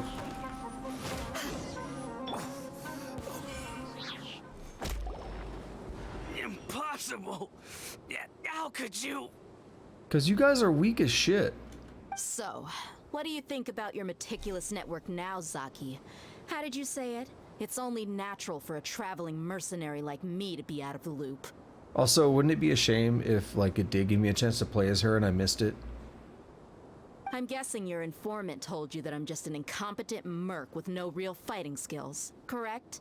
I mean, that is what I said after all. And of course you would believe everything he reported. The only thing you know about me is that I'm a mercenary, but you've never seen me in action. I would like to see you in action. Even though you heard we went to handle monsters together, you believed that Candace was the only one doing all the real fighting. That so-called Flame Main is just a fraud. She admitted it herself. She just uses her connections to gain the trust of others. That's what you thought, right? You lied in the village because you figured that we'd have people watching you. And you were stupid enough to fall for it. I figured as much the first time we drank together. You all thought you were so smart. Pathetic. Damn, this girl been, like, playing 4D chess. With one swift kick to the balls, Dia knocks Zaki unconscious. That should be all of them. Whoa! So you've been planning this since we were in Aru Village?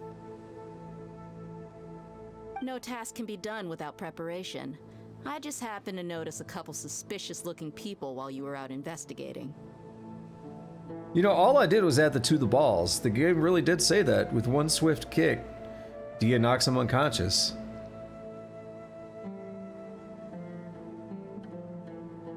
Oh, but instead of catching them right away, you let them report back.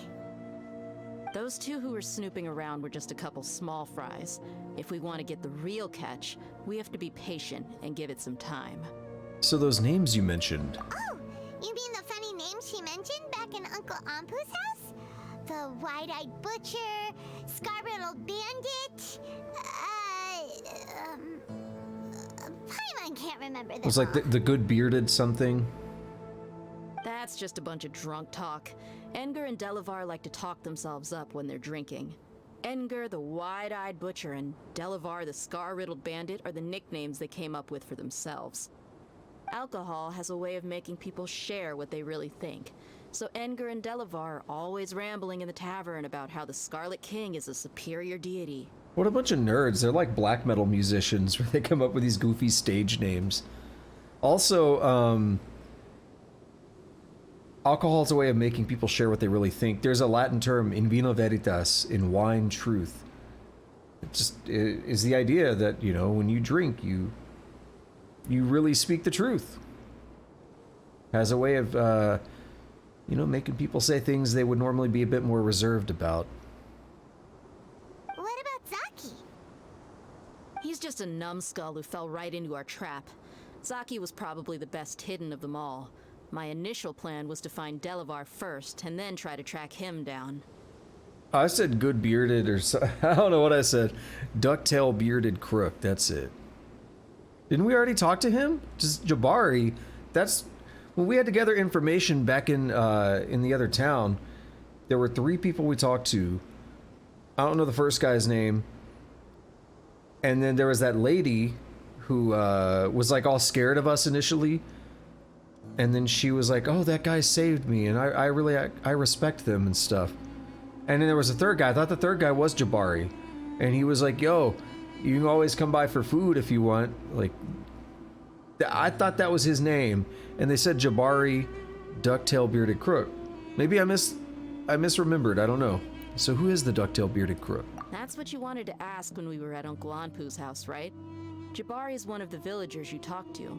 You know, the one who wanted to treat Isak and his grandpa to some food. Bro, I told you I wrote the script. Wait, so he's a radical too? No, he isn't.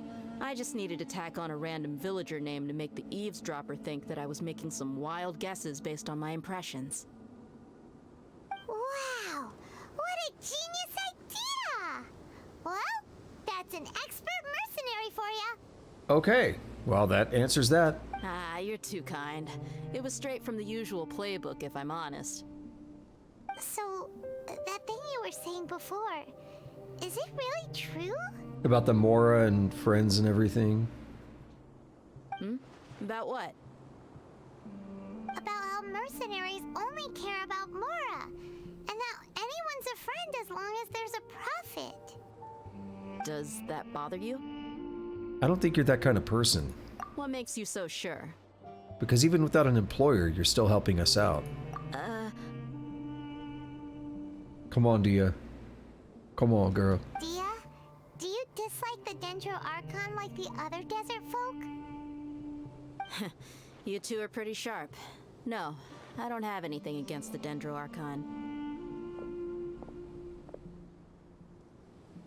I've heard a lot of nice things about the Lesser Lord from Dunyarzad. I can understand her devotion and gratitude. Dunyarzad's just an ordinary person. There's no way a god would be so involved in the lives of everyday people, unless they were truly compassionate. I've begun to realize that the sages are behind everything that's happened recently. The radicals' blind belief in the Scarlet King, making the Dendro Archon out to be an enemy. It's all the Academia's trickery. But I see through it all, and unlike them, I can never be hostile towards anyone who's never done anything wrong. Dia. Anyway, looks like we're done with business here. Traveler, lend me a hand. Let's tie him up and bring him to the village. Tie him up, alright. I'm not into that stuff, but I want to make the joke anyway. This should be all of them. I'll let you take it from here. All right. I'll be in touch. Until then, please stand by. Candace, do you need any help? Candace will be okay on her own. I trust her, so you can too. She's been guarding Aru village for quite some time now. If anyone is qualified to question the offenders, it's her. Okay, good to know. While I'm questioning them, why don't you pass some time by exploring the area? I'll meet you back here tomorrow morning, Traveler. Sounds good. As for these idiots, let's just hope they live to see another day. We're gonna get part of the quest completed? Nope, not yet. She did say Candace, that's her name. What about it? Am I missing something?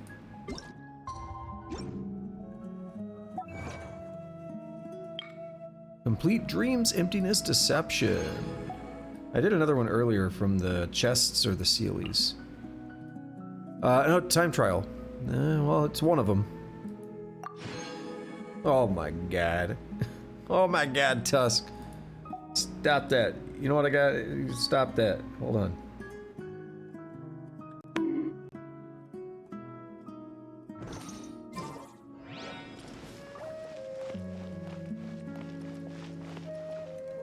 Alright, 6 o'clock.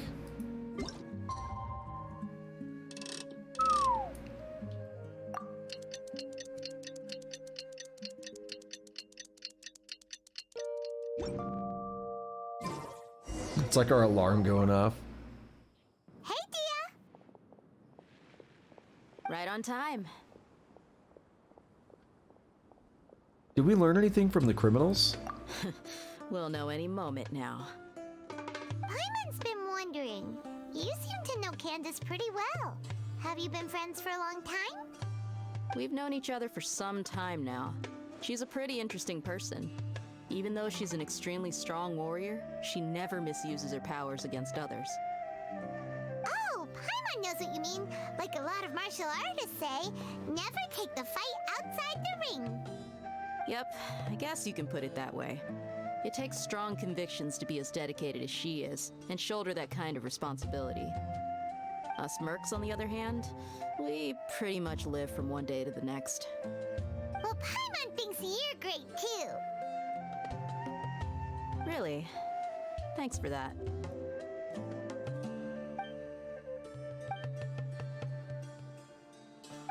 Oh, Cyno's here, and he's pretty early too. Yes, I was here yesterday to help out a little. To help about? By doing what? Was there another storm with the monsters and stuff? Sharing some interrogation techniques. Oh. Guess he stepped on their balls too. Oh, you mean you taught Candace some more persuasive methods? You didn't just step on them, is that what I'm hearing? You twisted their balls. You actually tied their balls together and then made them run away from each other. Right. Come on in, everyone. Come on, let's go inside.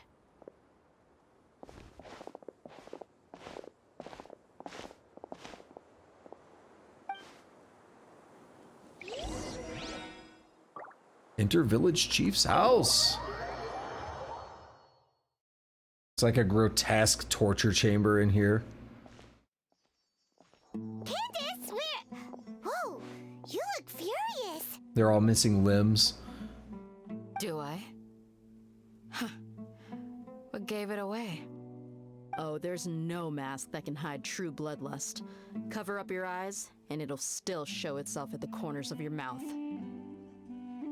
Perhaps I need to work on my composure.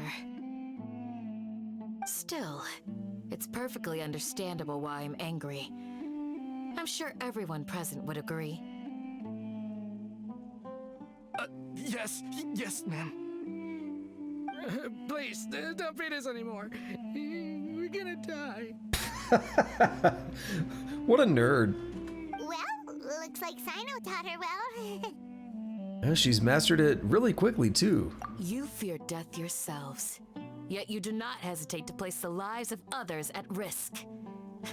The ones you call mad scholars are known to us as the Village Keepers. They are vital members of our community, and some even count them as family. Didn't mean to skip through that line early. I heard her pause and I just instinctively hit it. She said something about it being mind-boggling, like their hypocrisy or something. My bad. You come here to my village, and you treat my people as nothing more than stepping stones towards your goal. Tell me, what would you do to you in my position? Mercy! Please have mercy! Give him the old dick twister. Grab his dick and twist it. You've made your bed. We may both be desert dwellers, but there is one thing that I understand better than you. The resurrection of the Scarlet King will only result in war. And war serves no one. A lot of people could learn that lesson in real life. Oh, is that going too far? The people of Aru Village care little about which god is in power. Life may be tough and tiring, but we wish to preserve our way of life. A war would only cause us to lose all that we have. And that is not a responsibility that you can afford to shoulder. We understand. We're sorry. I'll tell you everything I know. Please, just let us go. I'm listening. You might not believe this, but it wasn't us who came up with this idea. Someone was spreading rumors in the tavern. That's how we ended up hearing about the Scarlet King's resurrection. What is this he said, she said bullshit? We just gotta keep chasing down more and more people that keep, oh, we heard it from so-and-so. Well, we heard it from someone else. Okay, who was behind all of it? We're gonna find out now. Some mystery man told us that mad Or not. scholars will make the perfect sacrifice to usher in the Scarlet King's resurrection. They give their lives, and we can get anything we wish for. They're called Village Keepers. Slip up again, and you'll regret it. You've changed your tune now. Why? Earlier you were calling them mad scholars. Yes, sorry. It was all that mystery man's doing. He told us to spread word about the Scarlet King's resurrection and talked us into helping him.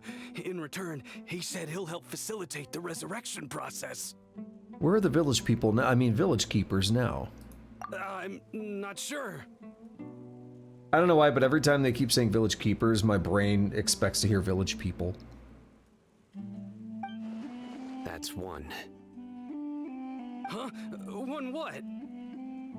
Strike. You get a total of 3. Then, you die by my hand. Wait, I'm telling the truth. We don't know anything. It was all him. 2. 2.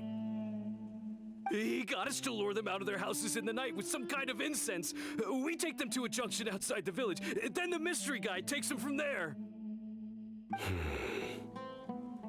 You gotta believe me, please. I'm telling the truth, I swear. Just ask them if you don't believe me. The way they nod their heads. Yeah. That was indeed the truth. Traveler, go on.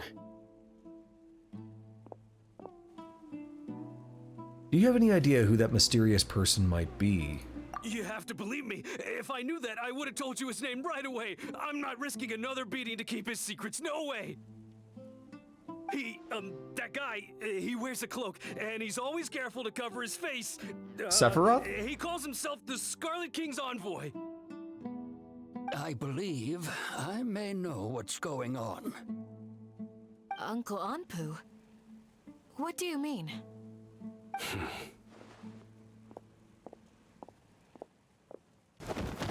I was gonna say, you just hear someone scream. Just give him a dick twister in the background. Smooth.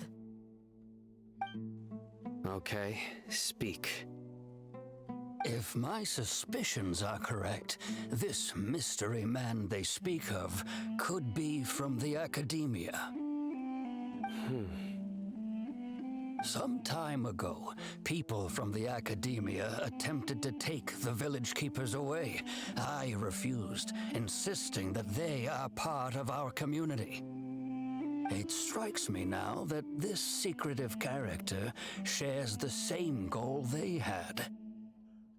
Which means it's highly likely that the academia was purposely spreading a false rumor to trick the radicals into delivering the village keepers right into their hands. They were the ones who brought them here to begin with. Now they're trying to take them back? We aren't gonna let that happen. Yeah. Not the academia again. In Sumeru City, Sataria also mentioned King Deshret's resurrection is just the academia's misinformation campaign. Just as I thought. But what could they want with the village keepers? I still question why we had to select a dialogue option there, because they both flowed together as one coherent thought. And, well, usually if the traveler's going to speak, it's not really speaking, it's in parentheses as if it's your thoughts. So I guess that's actually you speaking out loud. Okay. I was gonna say, we already have a system in place where the traveler does speak, but no, it's the traveler thinking. Okay. People are nothing but tools in the eyes of the academia. A change in their plans likely means they found another way to exploit the scholars. Regardless, our top priority now is locating the village keepers. You're right. Isaac is still waiting for news on his grandpa. Time to go. Let's leave the village and try to track them down. Yes. Pack up and get ready to leave. You got it. Candace, I'll let you deal with the radicals. Leave everything outside the village to us. All right.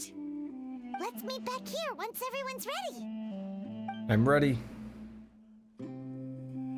Bonesaw is ready. What's up, Dia? You look worried.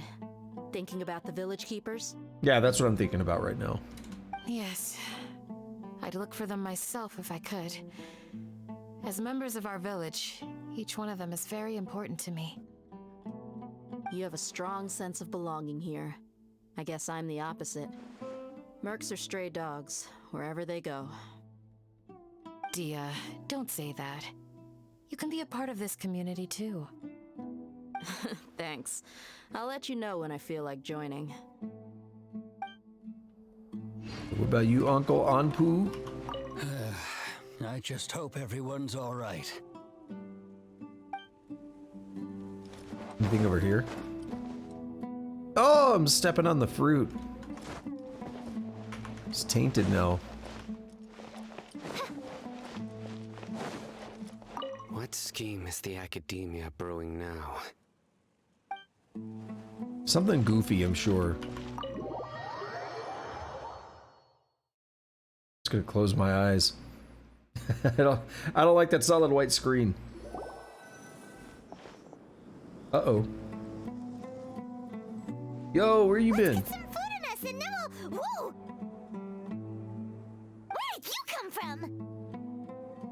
Well, as you can see, I am merely sitting here and reviewing what we have deduced thus far. We? You were gone for ages! And now you're suddenly sitting here musing to yourself? Where have you been anyway? Been off scheming, up to no good. Hey, what's with the silence? You never think things through before asking questions. I'm giving you some time to make up for that. Paimon's so mad! Paimon's gonna give you an ugly nickname! Go ahead, I won't stop you. Never mind. Paimon's got nothing. There's just nothing super obvious to pick with this guy. It makes it so hard. Well, you've heard nothing to suggest I left this whole time. So clearly, I stayed in the village to investigate. Yo, this man is manipulative as shit. Anyway, you plan to leave Aru village and keep searching for the truth of this matter, yes? To be fair, he's right, but the way he went about that just felt manipulative. Yep. We're not gonna find out anything more by staying here, so we thought that we might as well take the search elsewhere.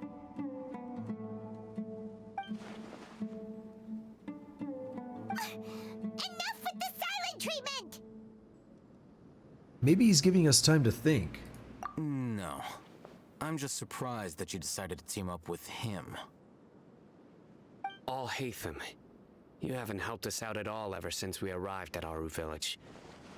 Bold of you to question our choices. That's true. At least, if you were really legitimately doing stuff, which he has a vision, so I assume he is a character we're going to get one day. But if you were legitimately doing stuff, either that or he's the doctor in disguise. Hold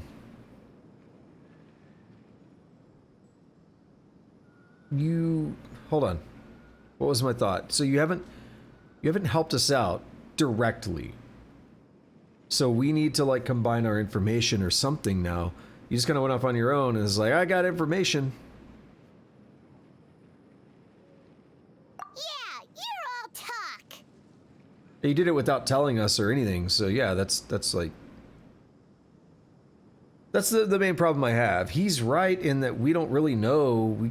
We can't necessarily accuse him of doing something because we don't have evidence of it, but he is still suspicious.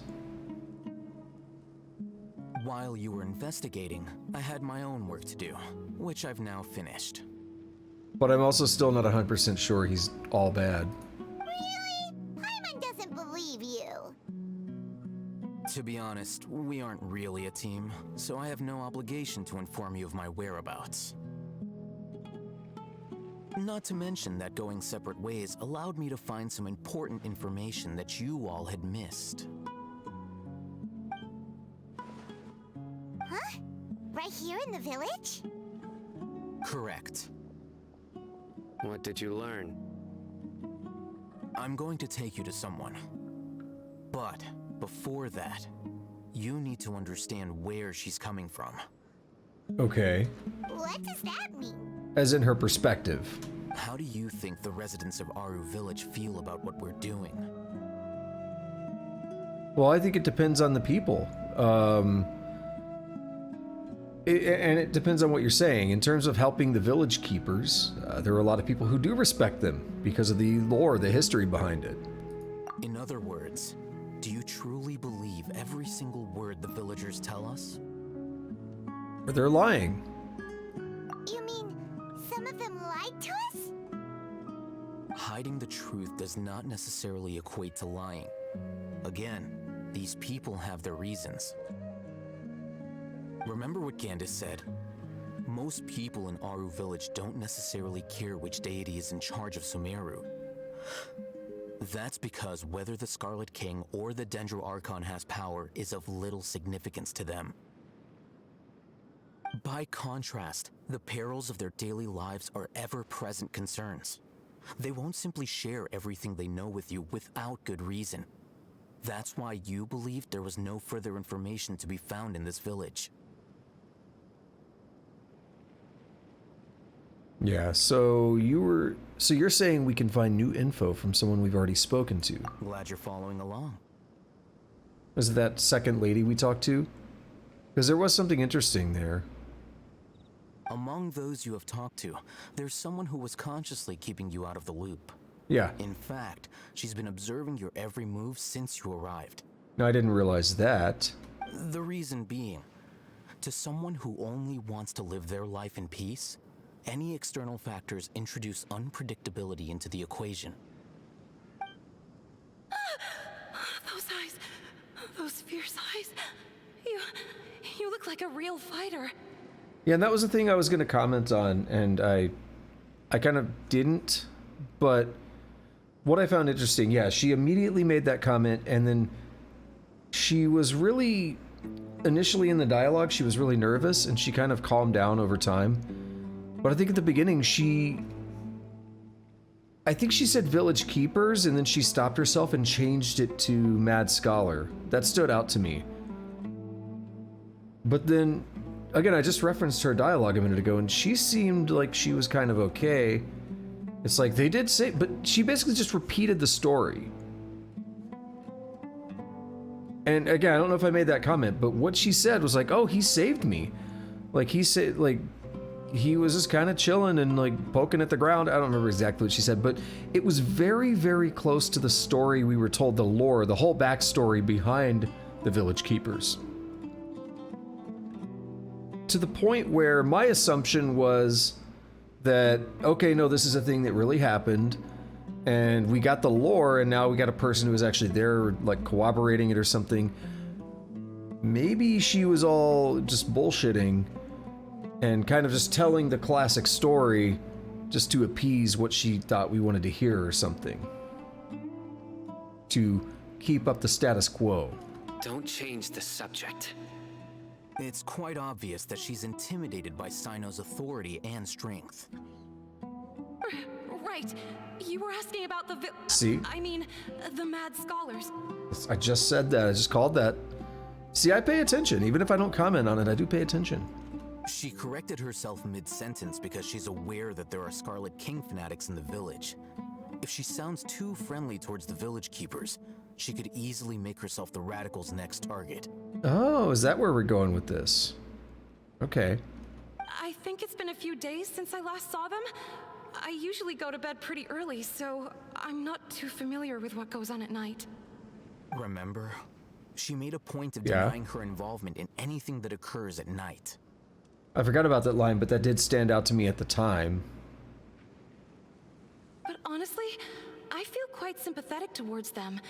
Even though they act a little strange, they've helped me in the past. If it weren't for them, my house would have collapsed long ago. After speaking to the village chief, it became clear that the village keepers had protected Aru village at night.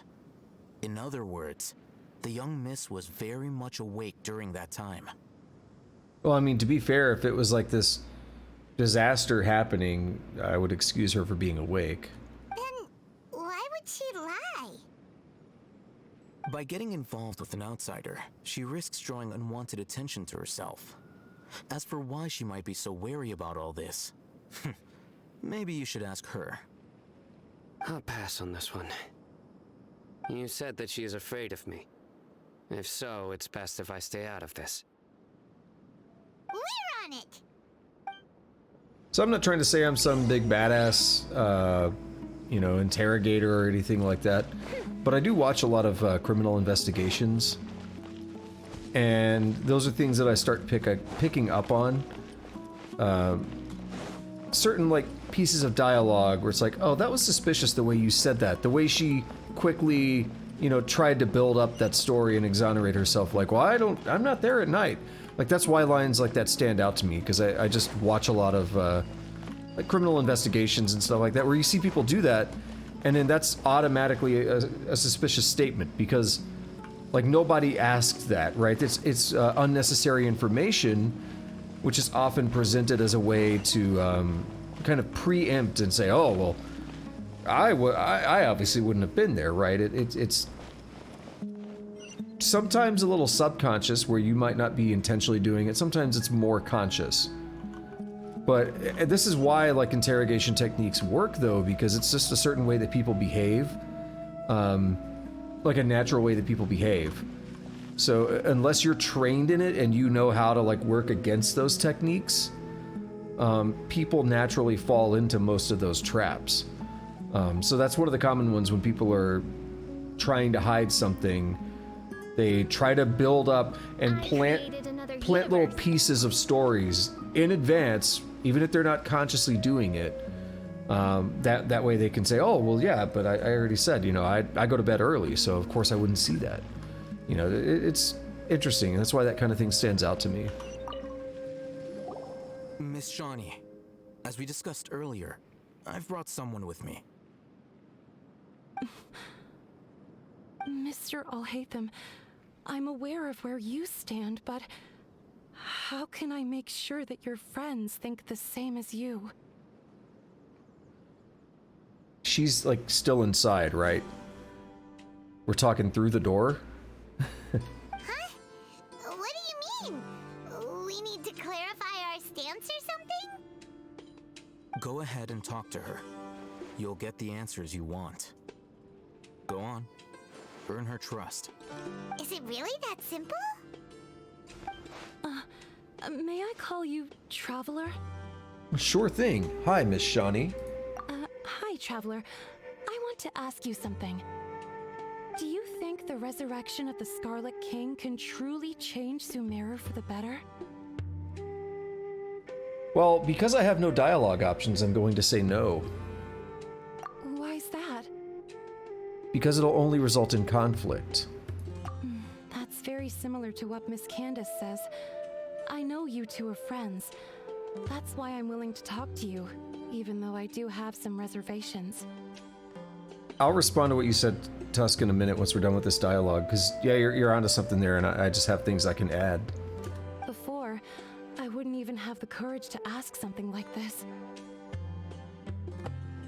Traveler, do you believe our lives will get better? I can't promise anything, but I'll do the best I can. Yeah! We came here from another nation, so it isn't wrong of you to be weary. And we aren't really residents of any one nation. But even so, we've met lots of people from different places, and we've always fought for what we believed in. We have friends in Sumeru, and we want to help them. That's why we decided to stay here for a while.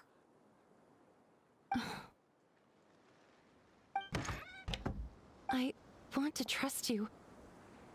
My apologies for posing my questions like that. To be honest, I didn't expect you to come back for more information. Alhaitham told us you have your reasons. It's okay. We understand.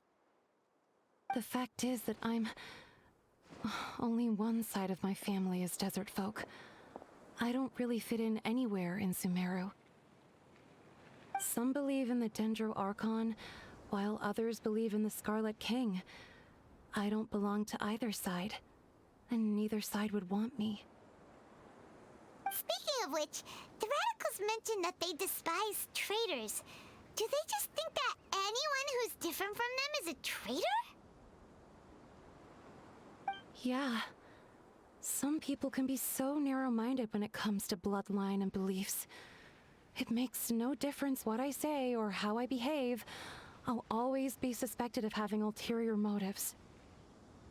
Slowly, I just stopped talking to people. I pretended not to hear or see anything. All I want is to live my life in peace. Yes. And then it happened.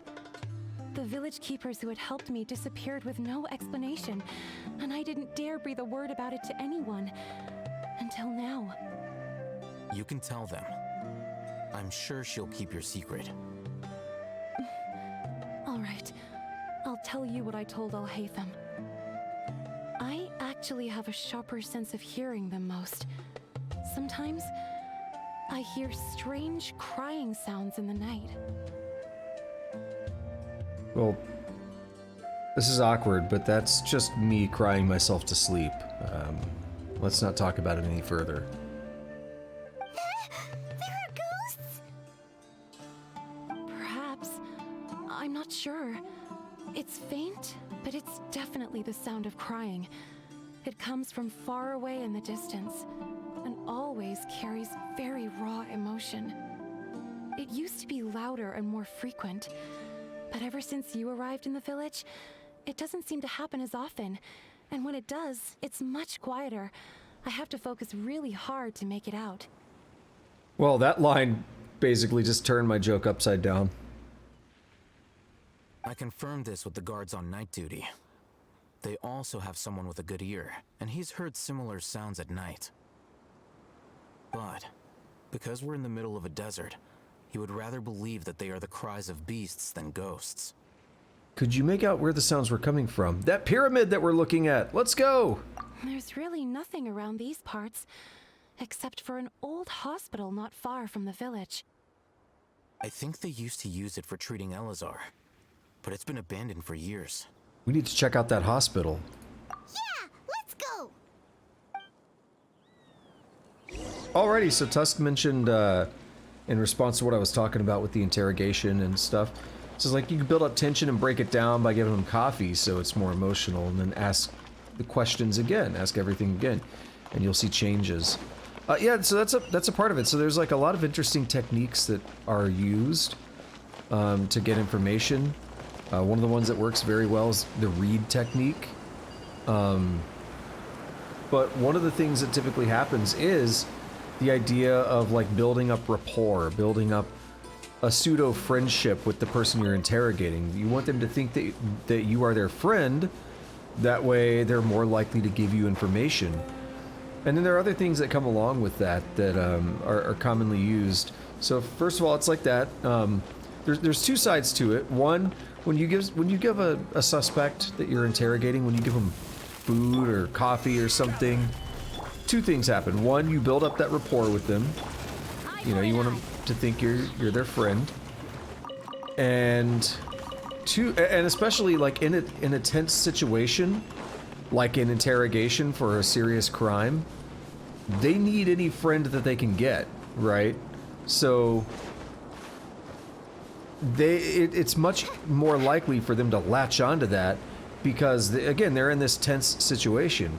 So the idea of a good cop, bad cop actually does make sense there, because what happens is if you have one cop that's like, hey, I'm your friend, I'm bringing you coffee, I'm bringing you food and stuff, they're more like, and then the other guy over here is all aggressive.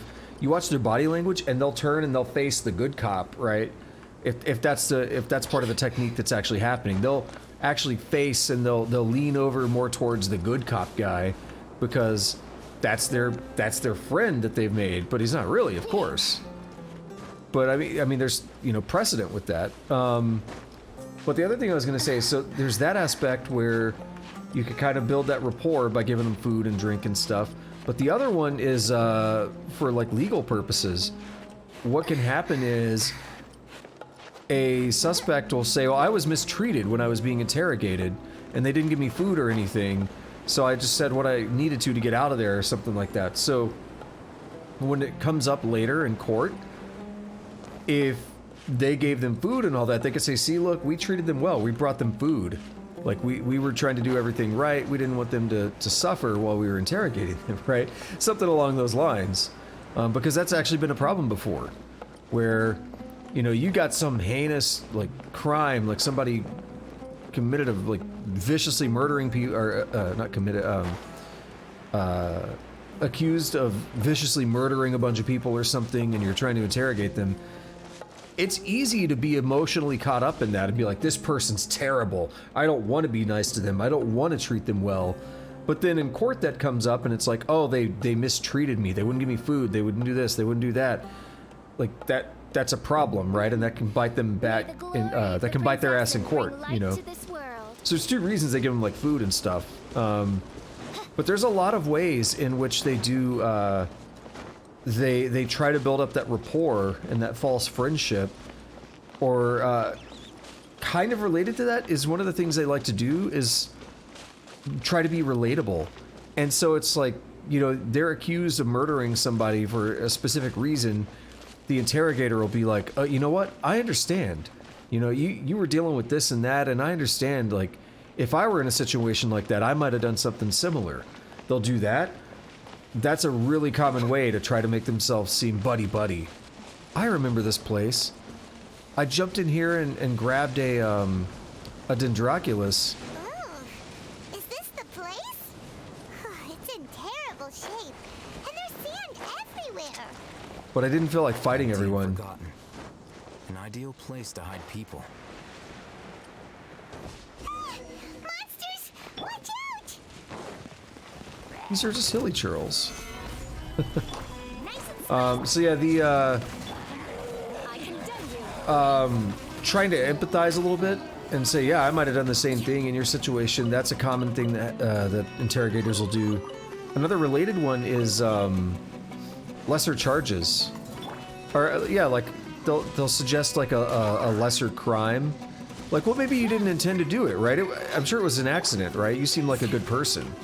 So I'm sure you wouldn't try to do something like that, but accidents happen, like I understand. We can work with that. And then what you do is you get them to admit to maybe a lesser charge, and then they'll be more likely to break and admit to a larger charge as you keep pressing them. Because you'll say, well, you already admitted to doing it by accident, but there's some holes in your story, so we gotta break down those holes in your story now. And then you've already got them admitting to something, so it's much easier to get them to break down as you talk about those other holes in the story.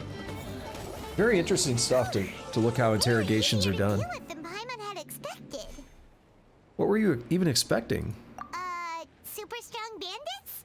Or monsters taller than buildings dropping out of the sky? Or, you know, something like that. Some Earth Defense Force shit. I wouldn't really call them monsters. The things that are taller than buildings are robots, basically. Was that an Aranara? What is that? A Moogle? Oh no. Okay, I don't know if you saw it in the bottom left corner of the screen. You see these little like poofy flower things here? One of those was bouncing in the corner. Look, yeah, there it is. It's like a Moogle stem or something. I mean, it's not the right color. The palm, that's what they're called, the palm. He looks super serious. We gotta stay on our A game too. Hey guys, I'm super serial. This is the one. Ooh, he's gonna activate it for us? Nice. I was ready to do it myself. Yeah, I had a feeling it might be required to get through that. Let's go in and take a look. You carefully search the abandoned hospital. L'hôpital? No, that's a guy, right? Hey, Hatham, we haven't found squat. Are you sure we aren't wasting our time here? There's a rule called L'Hôpital's rule. Was that calculus or something? I don't know.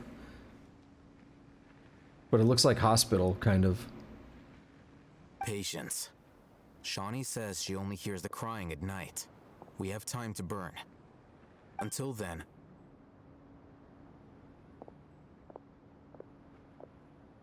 I'm taking a break. And just like that, he sits down. Wait, he even brought a book to read? What are you reading? Let Paimon see! No, it's My Little Pony fanfiction. Okay, sure. Wait a minute. That's not... That's Teletubby fanfiction.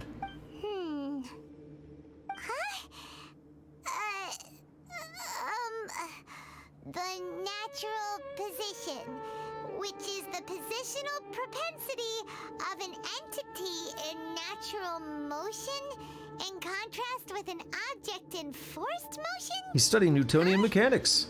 When free from external influences, every entity displays the tendency to follow its natural trajectory? No, that's literally Newton's law of motion right there, right? Or Newton has the 3 laws. An object in motion tends to stay in motion unless acted upon by an external force, or vice versa. An object at rest tends to stay at rest unless acted upon by an external force. I mean, I don't know if both of them are stated. I think the second one, an object tends to stay at rest, but the at motion is the same because friction, air resistance, that is an external force. So, you got that? Oh, Paimon gives up. You keep reading your book. See ya. How is he so relaxed? Look at him, reading an impossible book in a creepy place like this.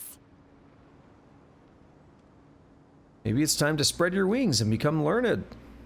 Hey, what good is that gonna do for you? You're acting like one of those annoying grown-ups who go around nagging people to focus on their studies. The more you learn, the more money you can earn to support me. Hey, what gives? Shouldn't you be the one providing for Paimon? Isn't that what I'm doing now? Oh, right. Okay then. Thank you for working so hard and earning so much more. If it weren't for you, Paimon would probably still be floating around in the ocean somewhere. Thank you. You're welcome. Oh, that was an interesting looking transition.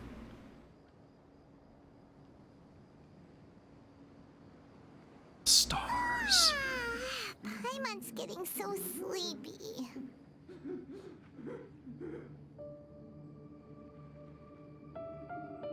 That did sound strange.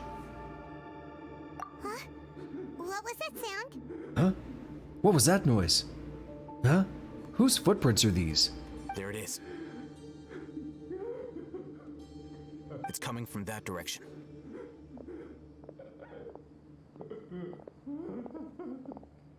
Is the sound coming from here? Huh. Paimon's not seeing anything.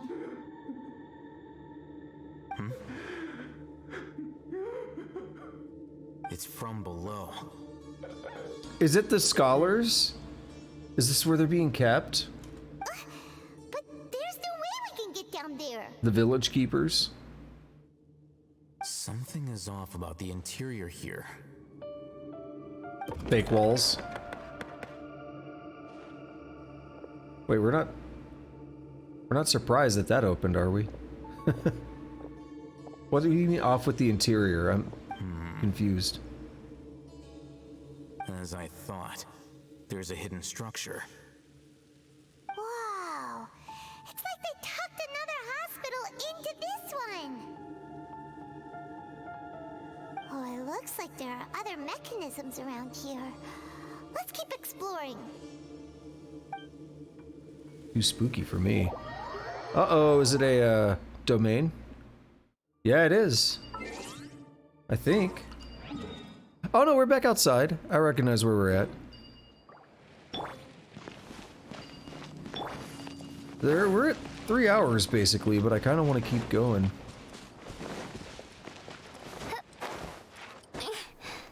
I don't feel like this is a good spot to stop, basically.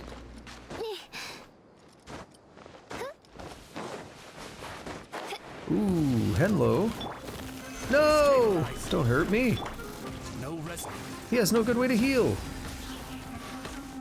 More speed.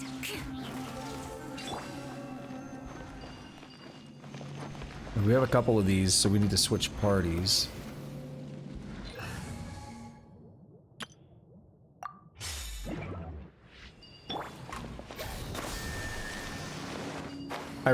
Oh, we're gonna get attacked again on this one, aren't we? These are the actual things we need to be investigating. The hell is that about? Is that where we go? Oh, there's one over here. I need to know what's down there. I can't resist.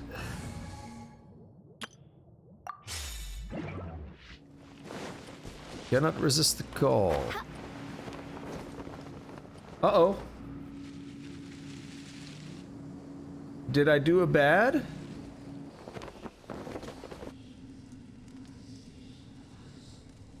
The hell? We saw that other monument, so I thought this was going to be an optional thing to do first. Look at that. 6. Is that how many days they're down here?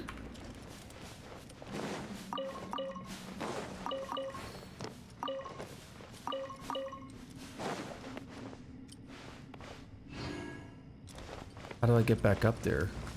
Do this? Nice and spicy.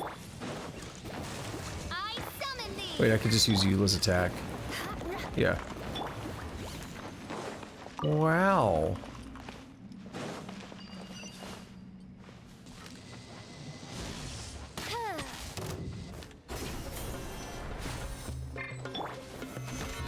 No, don't hurt him again.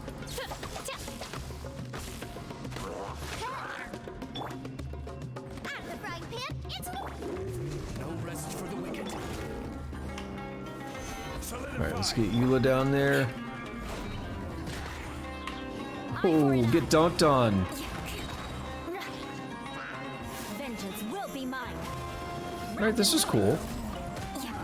I don't know what the point of this is yet, but this was cool. I condemn you. Alright, he's dead.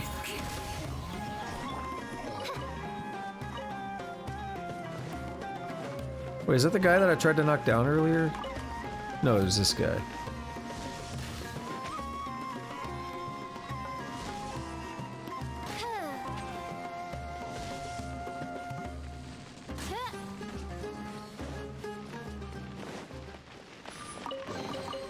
Destiny has brought me hither.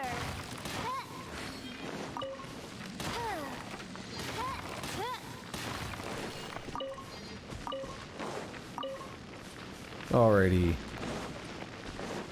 I need to get out of here. What is this? Knock, knock. Abbas, knock harder. If you knock the right place, you can break these mud walls. Then you'll never have to eat grass or lizards again. Knock, Abbas. Don't be afraid. You can get out. Don't be afraid. You can get out. Don't be afraid. You can get out. Whoa. What's this up here? It's glowing a lot from very far away. Is this ore that I passed? Oh, it is. Okay. It had me too suspicious because it was like really going. It was going for it. So, is this 2 routes?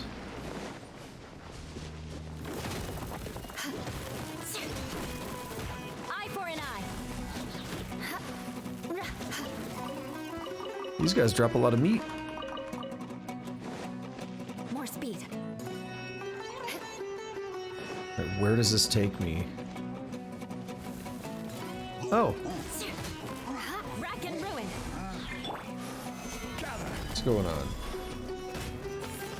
Alright, I tried to disable some notifications earlier from some of these apps. They're still doing it. Just random ass notifications for something I don't need to know about. Yo, why is that Hilichurl just dead? Just laying on the ground dead. More speed. Eye for an eye. That dude's super dead.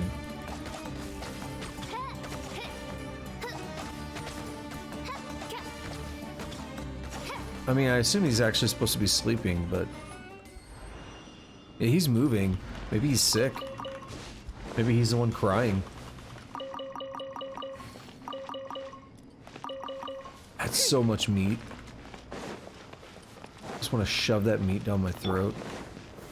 Gather. Rack and ruin.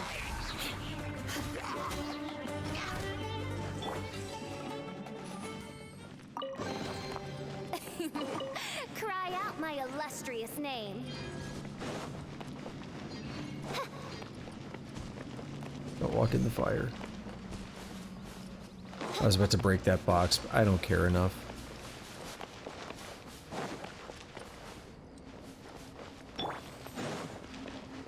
Alrighty, let's go to the other rocks. A little bit of a detour here that I did not expect to be taking. I was just too intrigued by the big hole in the ground. These guys are mining something.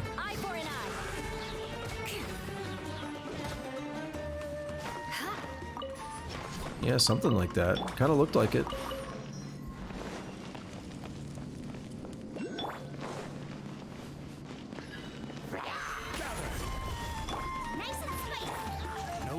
Also, I made a really bad observation last time, and I need to comment on it while I'm thinking about it.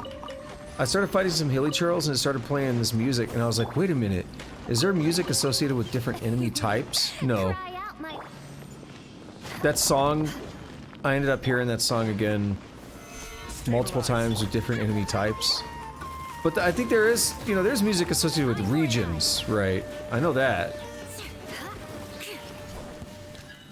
But the music I thought was associated with an enemy type, with the hilichurls, it's like, no, it played on some Aramites or something too.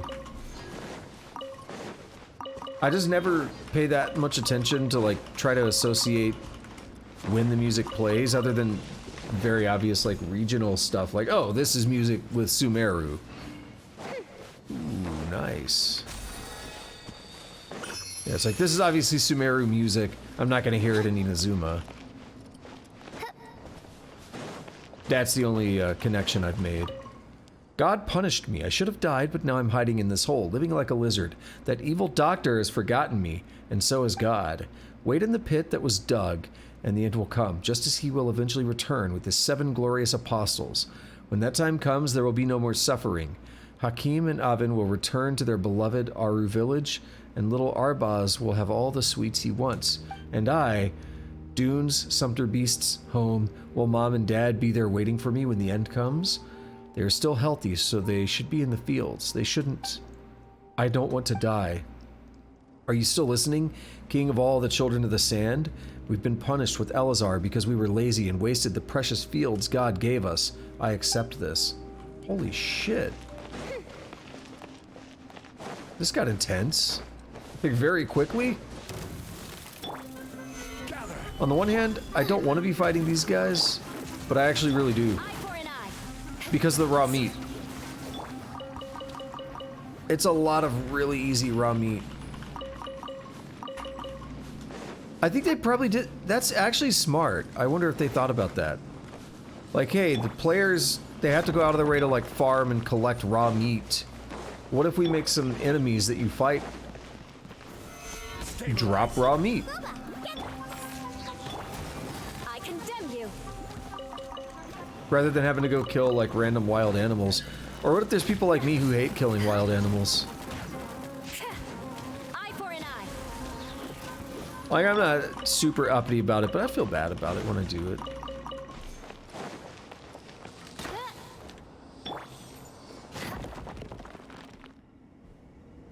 Oh, we're just getting a little scene. Like when we fell down there. Whoa, where are we?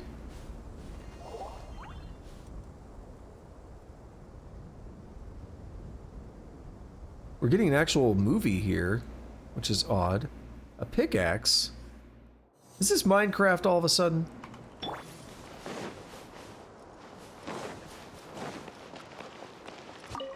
God forgives all. He says that as he gets out. Okay. Severely eroded hoe. It's not a pickaxe, okay.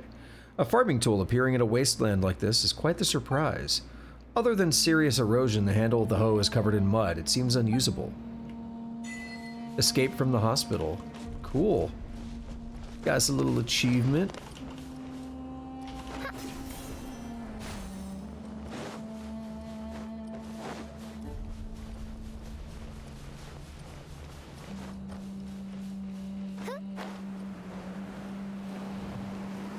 Fun little detour. I approve of it. Now we gotta get back where we left off.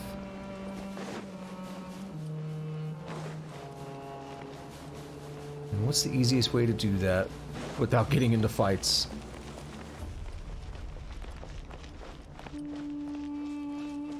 I hope we can continue this. It's not night anymore. I hope it won't be mad. You know what? Just for the raw meat, fine. More speed. Wait, he leaves footprints too, doesn't he? That's cool.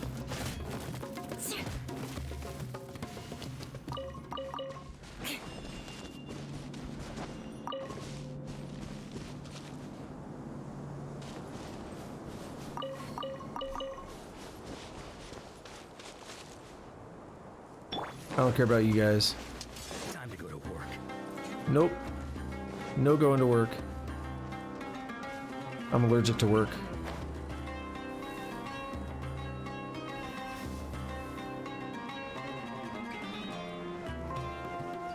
Bye. Alright, we're probably gonna fight for this one. Gather.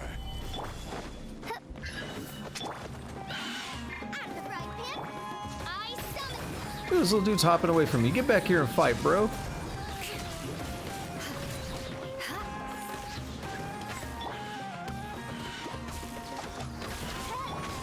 Rack and ruin. Oh, the music slaps though, I'm just saying. Freeze to the core. Eye for an eye. This guy's gonna die even if I don't get to hit him. Rack and ruin. Yeah, I thought the special was gonna kill him. Close enough though. Do I have to do it? Fine. I don't want it to trigger something to have me in the wrong party for like a boss or something though.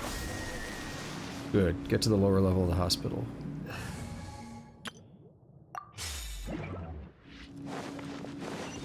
What if they wanted me to jump in the hole now? It's like, oh. I guess.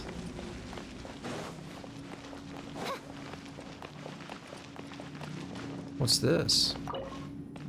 Ancient key to open the old cabinet. Oh, I don't have an ancient key. Yeah, I couldn't explore any of this before.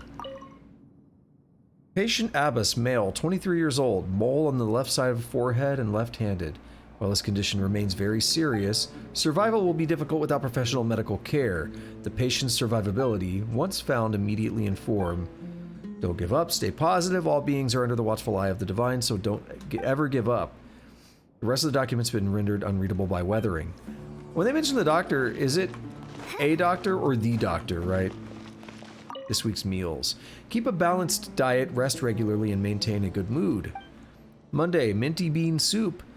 Tachin, lunch. Curry shrimp. Pani puri, dinner. Tuesday, salad.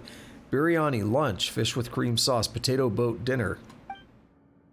Wednesday, shakshuka, bean cake, lunch. The remaining sections are blank. They stopped eating. Because they were probably thrown in that pit. This week shifts. In case of emergency, contact the physician on duty immediately. Monday, Ibrahim. Tuesday, blank. Wednesday, Amudi. The remaining sections are blank. It's censored, it's redacted. It's the doctor. No. There seems to be the darkened remains of a stem inside the vase. It was probably used to hold flowers. The words for Avin are at the bottom of the bottle. It seems to have been a gift to someone named Avin. And this was where they treat Elazar too, we've heard that. Look, there's someone over there. We need to be careful. Good idea. Let's approach him slowly without alarming him. Oh, please give me control. Just sprint at him with my weapon out. Wait.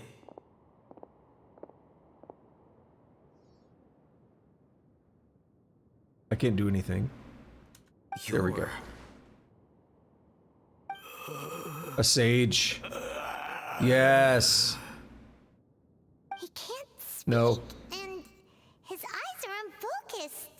No, maybe not. He looks too young to be anyone's grandfather. Also, why is he the only one here? Didn't expect to see him here. You know him? He's Razak, a senior of mine at the academia. How accurate was I? Let's find out. Define senior. He's a scholar too? Is he the kind that holes up in a forest and mumbles stuff about training? No. And that's the problem. Razak was never involved in any of those things.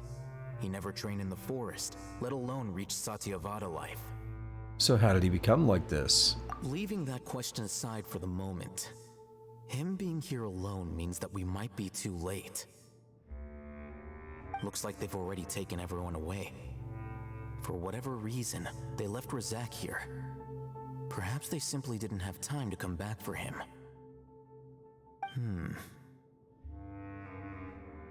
There are drag marks on the ground. They're clearer by the doorway.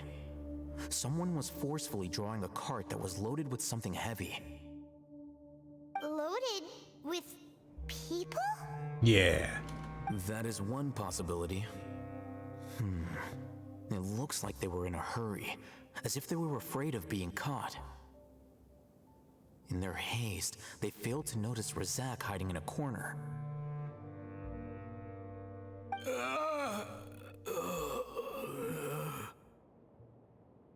The symptoms are identical. Looks like we found living proof. Huh? Why do you say that? I'm thinking. I want to try and understand what symptoms of the guy that saw the divine knowledge. That's my current guess. Allow me to jog your memory. Yep. Recall your time at Port Ormos. Don't you think his symptoms look familiar? Yep.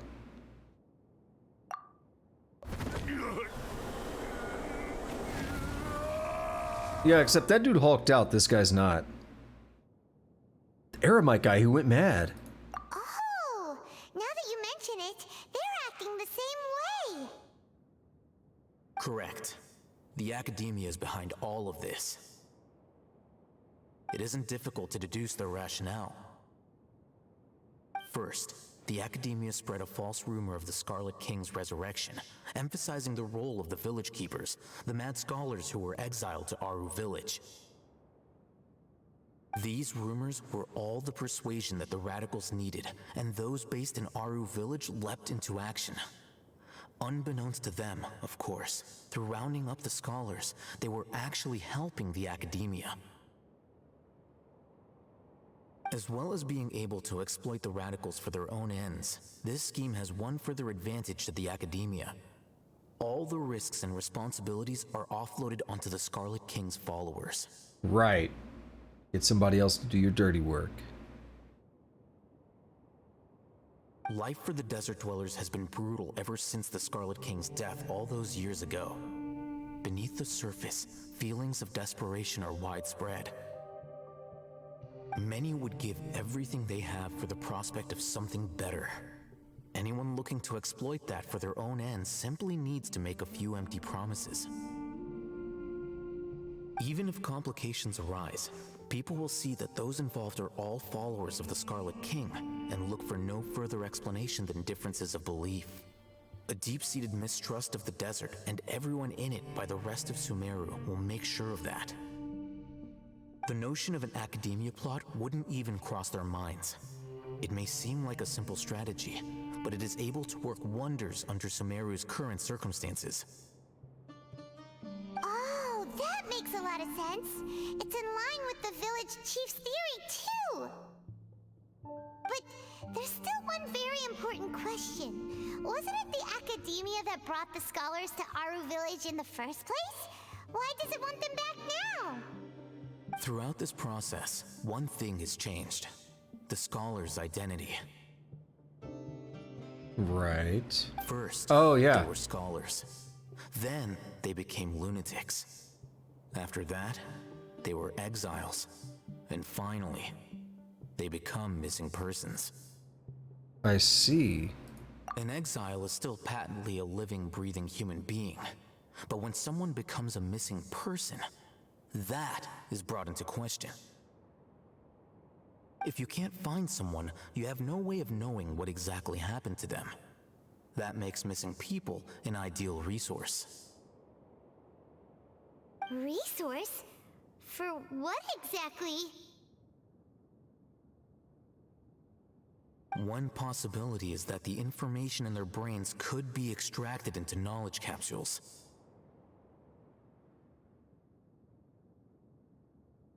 So we were dream harvesting before. Here there may be possibility, not confirmed, extracting information from their brains.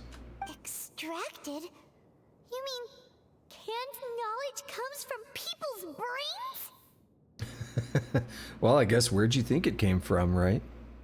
With the technology of the Sumeru Academia, it's entirely possible. Let's be fair. I'm not saying we should have assumed that. I'm saying we never did question where it came from. Perhaps the process caused them great suffering, which is why they cry out in the dead of night when no one is watching them. That's sad and brutal. The human brain. Nope, nah. Paimon doesn't want to think about this. How did you learn of this technology? I'm the Academia scribe, after all. I'm familiar with their projects. Anyway, judging by Razak's state, the contents of a divine knowledge capsule were extracted from his mind, but something went wrong in the process. Or perhaps his curiosity got the better of him, and he used such a capsule for himself. Paimon's a little confused. Can they just use anyone's brain? Yeah, no, that can't be right. Most of the mad scholars had made contact with the divine consciousness in the forest. That's what the Academia is after. It's also safe to assume that this knowledge has something to do with the Fatui, the Doctor, and also the Balladeer. They're using divine knowledge capsules to turn the Balladeer into a god. The look on your face tells me you've realized the answer. The Academia needs people who have been exposed to the divine consciousness. That's right. To some scholars, gaining knowledge about the gods is their entire life's pursuit. Extracting canned knowledge is just one of the extreme measures they turn to. However, I can't help but wonder, what do they seek to gain from divine knowledge? The Academia is going out of their way to look for forbidden knowledge. But what is their ultimate goal? Do we say it? I've spent quite some time trying to analyze the contents of the divine knowledge capsule, but to no avail. It seems like my way of thinking is too different from theirs. You mean you're not even slightly interested in getting your hands on this forbidden stuff? All scholars seek to expand the horizons of knowledge, but I'm not particularly interested in gods, so I don't share their degree of zealotry. Extracting information from people as if they were lifeless objects? If this is the direction of academic progress, then the Academia may as well shut its doors. Sounds like you're really against all this. Of course. The Academia's actions run contrary to their rules. Whether it be academics or knowledge, everything has its boundaries. If those lines are crossed, the rules and order that govern everything in the world will be destroyed.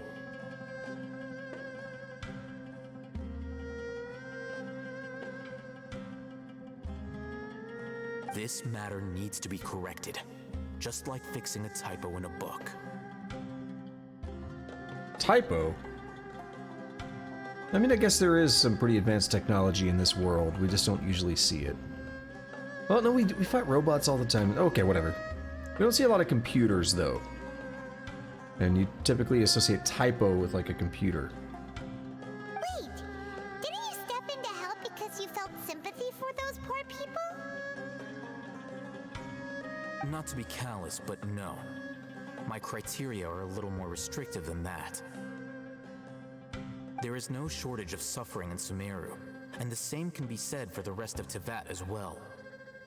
What do you plan to do about that? Save every last person? Probably not. Paimon's not sure. Your motives are more specific and personal. You can say that. Simply put, I don't blindly place my faith into strength or heroism. I do what I want. The Divine Knowledge Capsule is something I want to investigate in full. That doesn't mean I'm willing to take action for the sake of a few strangers. Though he rejects the notion of greater moral responsibility, he justifies his actions because they are true to his personal motivations. Someone like him might actually make for a better ally. Paimon's been wanting to say this for a while. There are a lot of bad guys in the academia, but you're not one of them. You're their weirdo. You're probably right. Though I must say, I quite enjoy this feeling of being the odd one out. Uniqueness is also an asset, is it not? Wow, that's a great way to think about it. Paimon's really impressed. If only Miss Shani had a similar mindset, her life would definitely be a lot easier. I'm just a more likable person than her in general. There's nothing more to it than that. Talk about being blunt. So what do we do with this guy? He's just sitting here freaking out. He won't last long if we leave him here. Let's take him with us. We'll work out our next step after we return to Aru Village.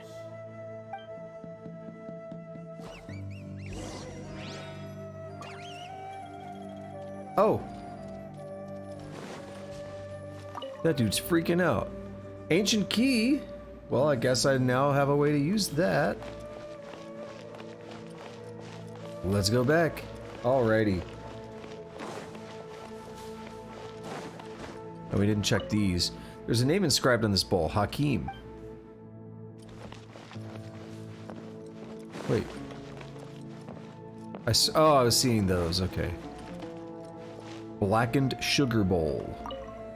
If there weren't crooked carvings of Arbaz, Abbas, and sugar jar on them, it would be difficult to imagine this dirty clay jar was ever used to store sugar.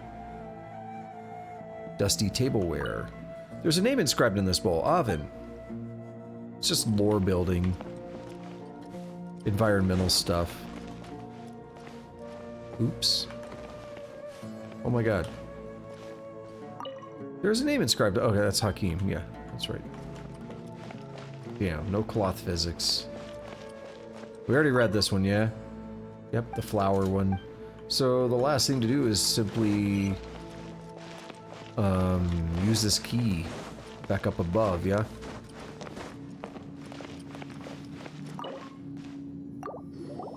For people who pay attention, right? Or is it required? Nope. It'd be voiced if it was required. Paimon wonders what sort of treasure we'll find here. The shelves are full of thin books. You browse through them and find there's hospital documents, there's medical records, or financial statements. You shut the door. Okay, I tried to read too fast because these go really fast. So I'll start again. The shelves are full of thin books. You browse through them and find that they seem to be hospital documents such as medical records or financial statements. You shut the door in disappointment. Paimon thought there'd be some special treasure inside. Even the wooden barrels and crates we find on our adventures are better than this. At least those had cabbage or fowl inside. What's this? It looks like it fell out from over there. Let Paimon see. Maybe it'll lead us to treasure. Oh my god. Patient name, Abbas. Abbas is the guy from Immortal, and that's all I can think of. I can't remember if that's how he spells it, though. Maybe it is. And he does like a solo project and stuff, but he was in the band Immortal, one of the old Norwegian black metal bands. Abbas, gender, male, occupation, farmer. Basic status at admission, scabby skin at limb extremities, multiple ulcers on the back, chest, and other bodily surfaces. Weakness of limbs and poor mobility observed. Mental faculties are coherent, though there are clear signs of fatigue, poor sleep quality, and poor appetite. Doctor in charge, Amudi. Week 1 of hospitalization. New scabs at limb extremities and enlarged ulcers. The left arm seems unusable and is in pain.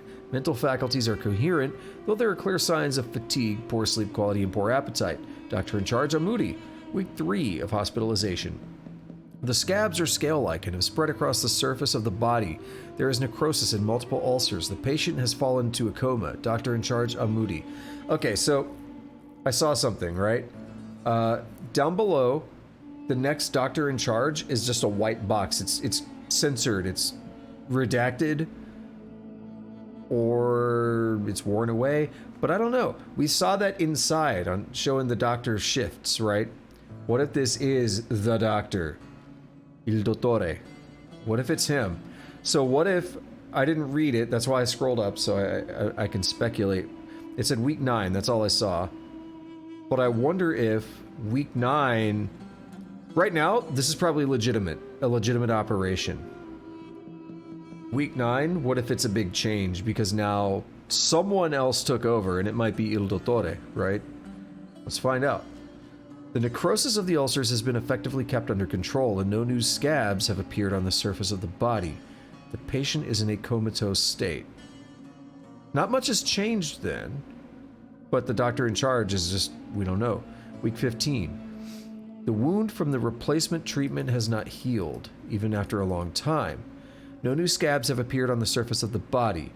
There is weakness in the limbs, and the patient cannot grasp items on their own. The patient is also experiencing fever and vomiting. Mental faculties are coherent, though fatigued. Poor sleep and unable to eat. Unknown doctor. When we say replacement treatment, do we mean replacing the limbs? No new scabs have appeared. There's weakness in the limbs they can't grasp. I don't know, like chop their arm off or something? I don't know. The left arm is unusable. Yeah, I don't know. Give him a new arm or something from, like, I don't know. Week 21. We've started to manage to keep the scabs on the body's surface under control, and the new limb's function has been restored. The patient is experiencing chronic coughing and is prone to fainting. Mental faculties are coherent and in a good state. Sleep quality and appetite are decent. So they may have found a way to kind of cure Elazar, but in a very weird, brutal way. No join. Sorry. Elazar is so scary. What does the other document say? Alright, we got more. Treatment subject, Abbas. Gender, male, occupation, farmer. Doctor in charge, who knows? Status, after 20 weeks of treatment, Specimen 4's new skin and new left arm have recovered well. No changes in appetite or sleep. Mental state fluctuates beyond the normal range. There have been multiple attempts to leave the care area. God's voice guides me is cited as motivation, and the specimen is believed to have delusional tendencies.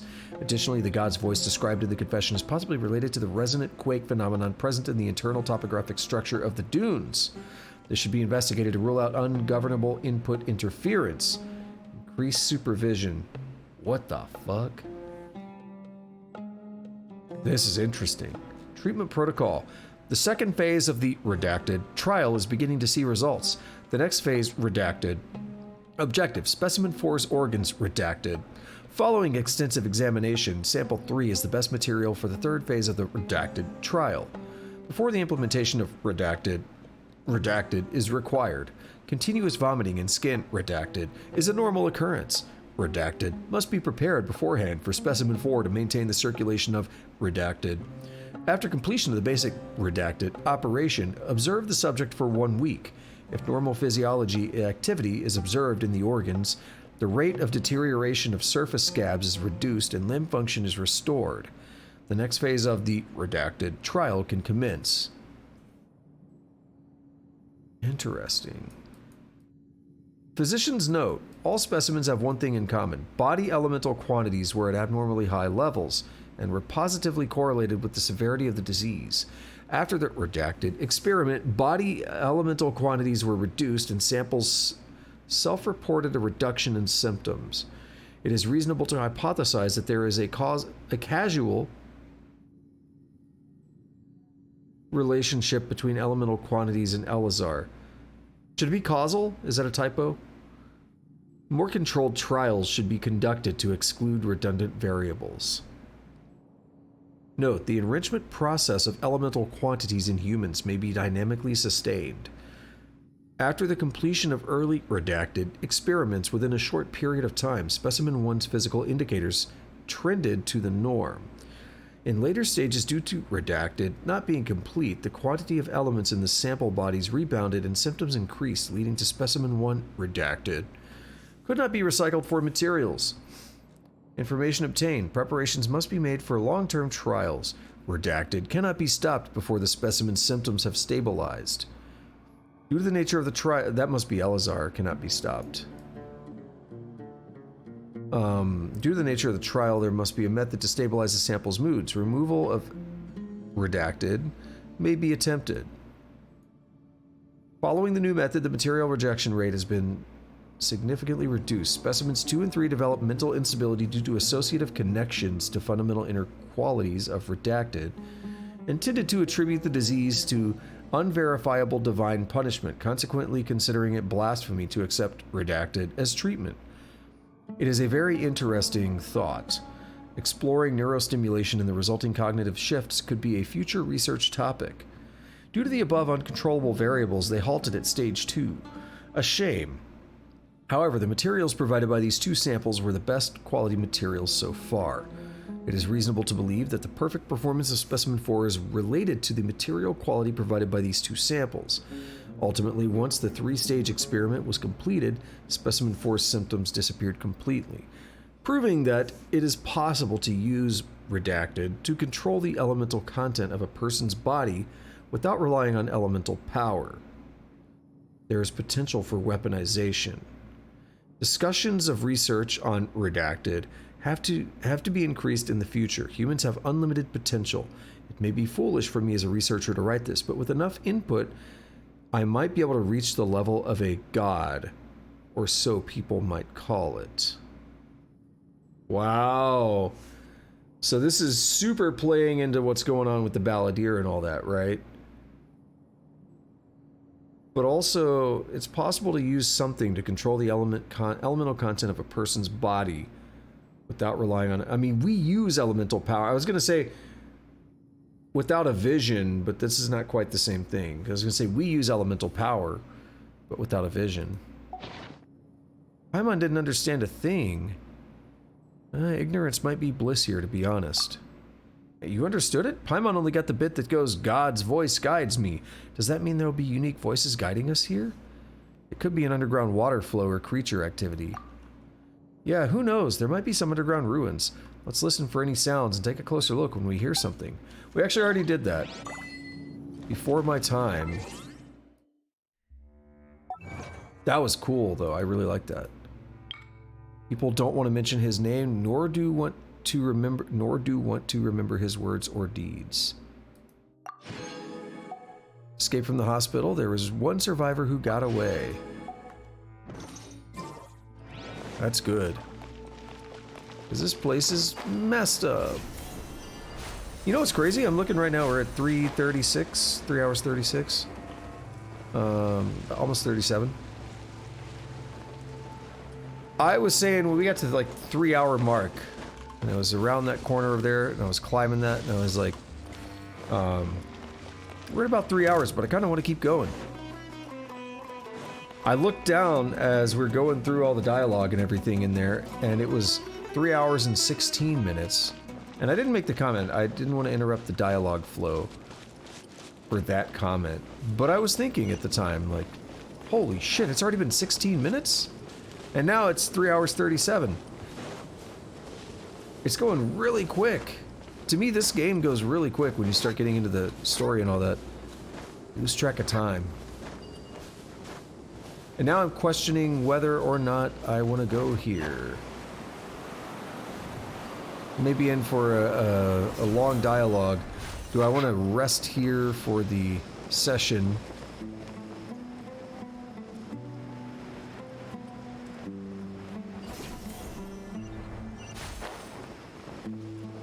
How do I get up there? I can go this way, I guess.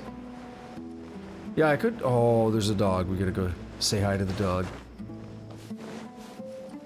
Yeah, I could call it here. About 20 minutes before the 4 hour mark.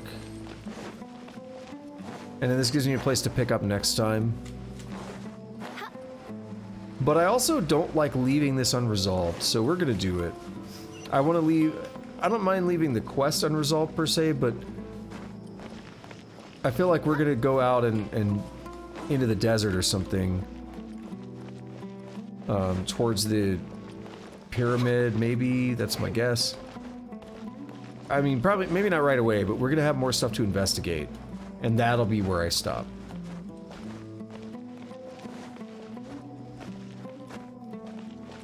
I could just warp here too, but I like talking sometimes, okay? Okay? We're back! Hello. You must be tired. You should rest and take some water. Oh, this dude's just chilling now. He's good. What's the situation? Who's this? Yo, Jimbo. Unfortunately, somebody who's too young to take on the role of Isak's grandfather. Nevertheless, he's one of the people we're trying to find. You tell everyone what you saw in the abandoned hospital. I was muted and I had to reach for it. At one point in time, the abandoned Elazar hospital served as the academia's site for extracting divine cant knowledge. Yep, pretty much! Their plan must have been implemented at some point before we arrived at Aru village, since divine cant knowledge has been in circulation for a while now. Yet, they fled once we were headed to the village, almost as if they knew we were on their trail. Why is that?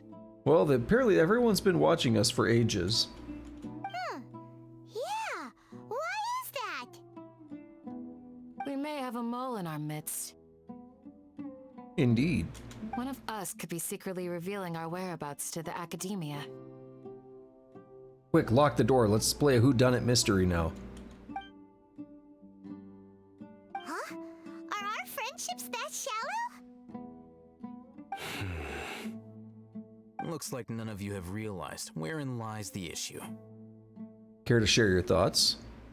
Sino, you're the reason why they can predict our movements. Wait, what's that supposed to mean? I'll hate them. You're wearing the Neuralink over there, buddy. I don't think Sino's wearing one, is he? Choose your next words very carefully. That Akasha terminal right there on his ear. It is simply a logical inference. I have my reasons. So what you're saying is, Sino's the mole. I don't think he's actually saying that. I think he's saying there's something about Sino that has made him easy to be traced. Interesting. And here I thought you were the most suspicious one, Alhaitham, since you were always acting alone. I know. You have a point. But I realized something as we were returning from the hospital. Sino isn't like any of us. What are you trying to say? Do you still remember who you are, General Mahamatra?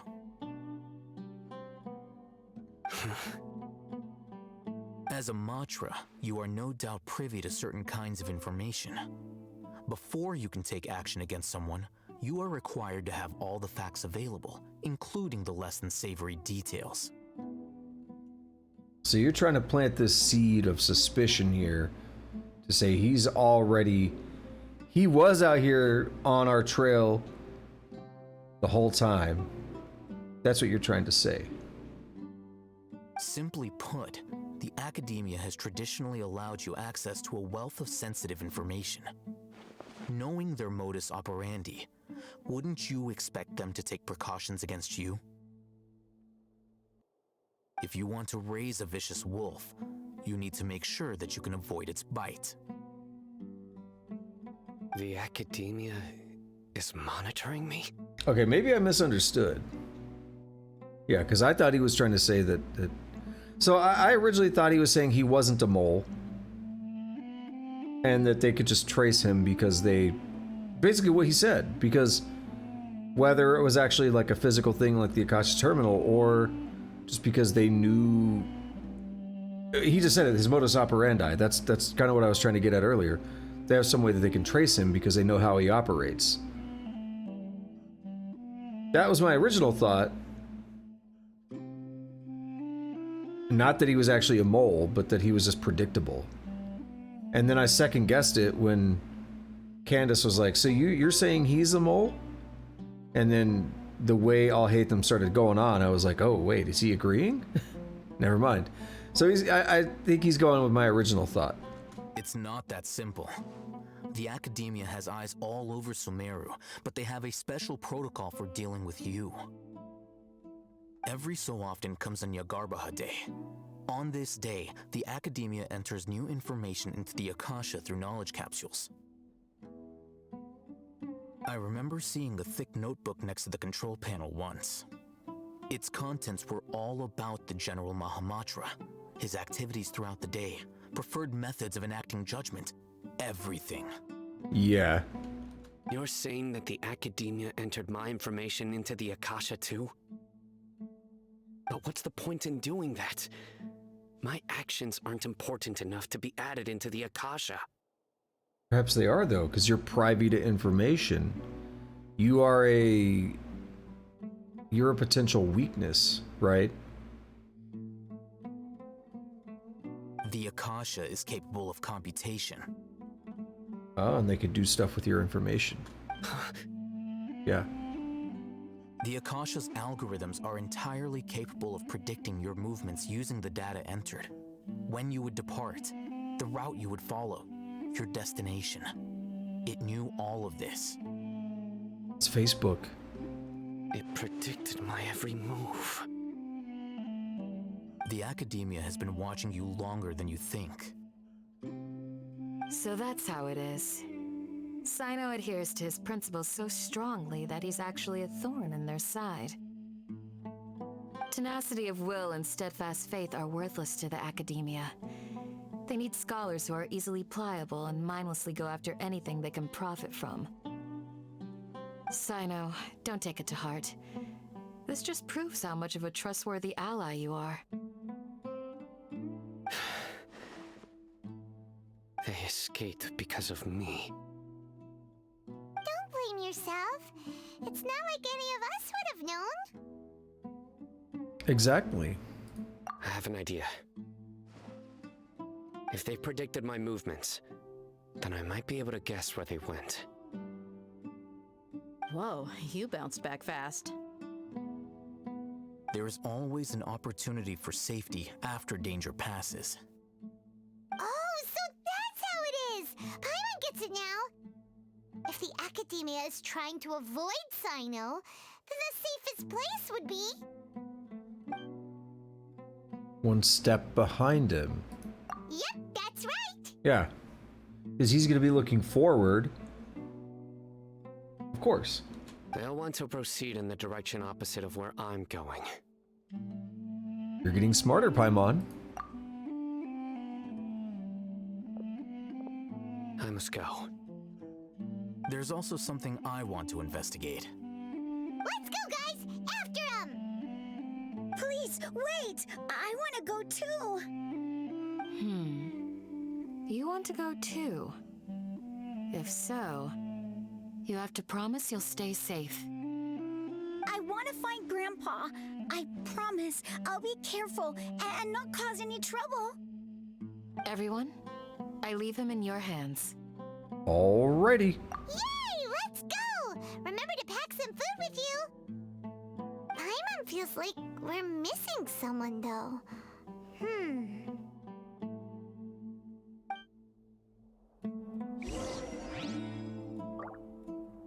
Ooh. Who are we missing? I'll be awaiting your good news. I'll Hate Them, Sino, Kid. What about the crazy dude? Just take him along. Please, stay safe, everyone. Dia. How did I forget Dia? How could I forget my girl Dia? Never again.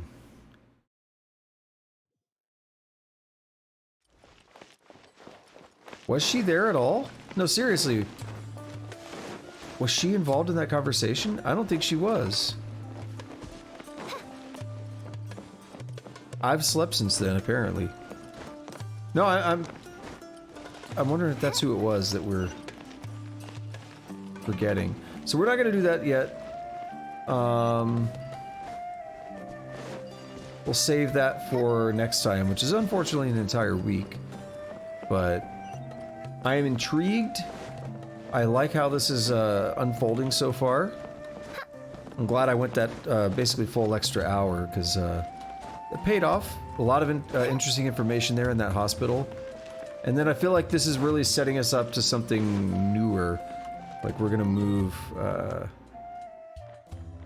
don't know, going out this way? Let's go here. We might not do the King Deshret stuff yet. I don't know. The name of the quest is King Deshret and the Three Magi. I guess the Three Magi are the people we've already encountered, right? So, cool. What else was I gonna say? I feel like there's another comment I wanted to make before I wrap up. But there's a lot of dialogue that happens, and sometimes I think of a thing and then it just slips by the time I get an opportunity to say it. Because I'll go off on tangents, but I don't like doing that all the time during dialogue. I like the dialogue to have a chance to do its own thing sometimes. Well, it appears I've lost it for now, so it is what it is. But yeah, I mean, so far, like I said, I'm enjoying this.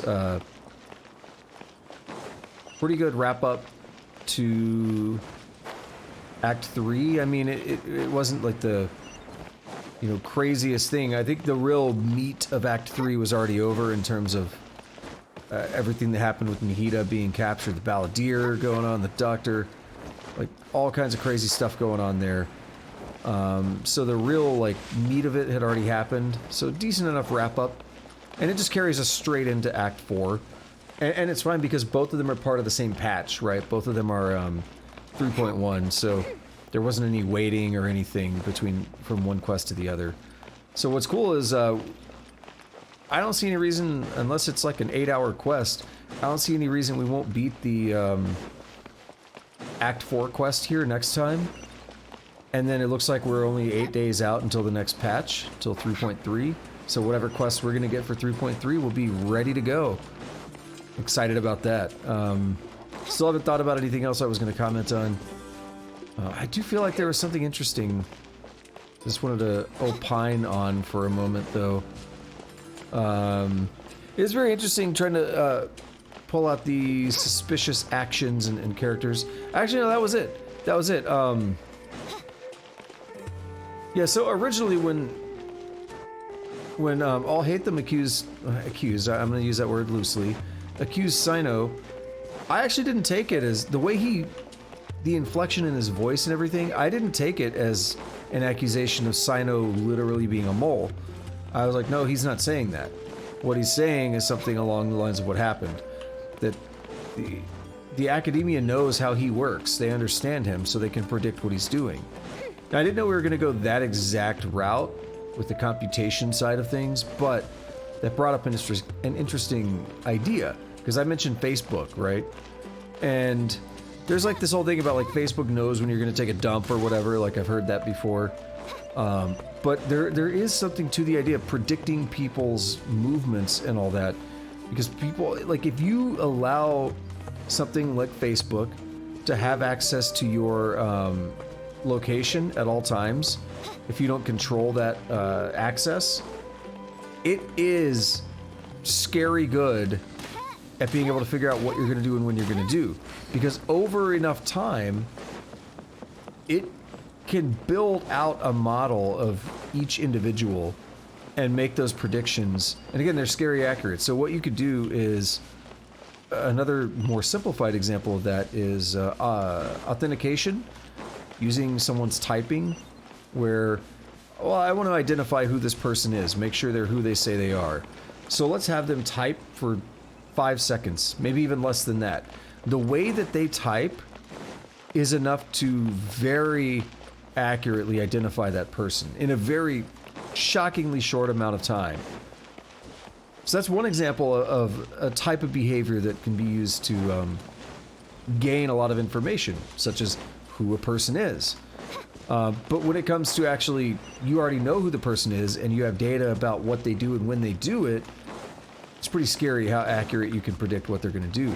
For instance, if you were to look at what I do on a given week, there are some things that are very samey all the time. In terms of when I go to the office, on the days that I go to the office, I leave at about the same time to go to the office. I leave the office at about the same time. I eat at about the same time every day. And I go for walks and stuff when I'm at the office. And there's a Target nearby, and oftentimes I'll go there and grab like a snack or a different kind of drink or something. And I tend to do that at about the same time when I'm at the office, right? I tend to get food on the way back from the office. So, and I've also, because it's just the way I am and I like that particular food, I tend to get the same food every time. So that's really easy to predict. Like, you could just watch that a few times and then with very high accuracy say, hey, he's probably gonna do that, right? He's probably gonna go to these places at around these times on these days. Well, that's fine, but that's not really as much of a prediction, right? Because it's based off of previous actions, and you're saying, well, if you've done that 10 times in a row, you might do it an 11th time. So where it actually does get interesting is that idea of predicting new behavior. That's not so much like, oh, you follow an exact pattern, we're just saying you're doing the same pattern over and over.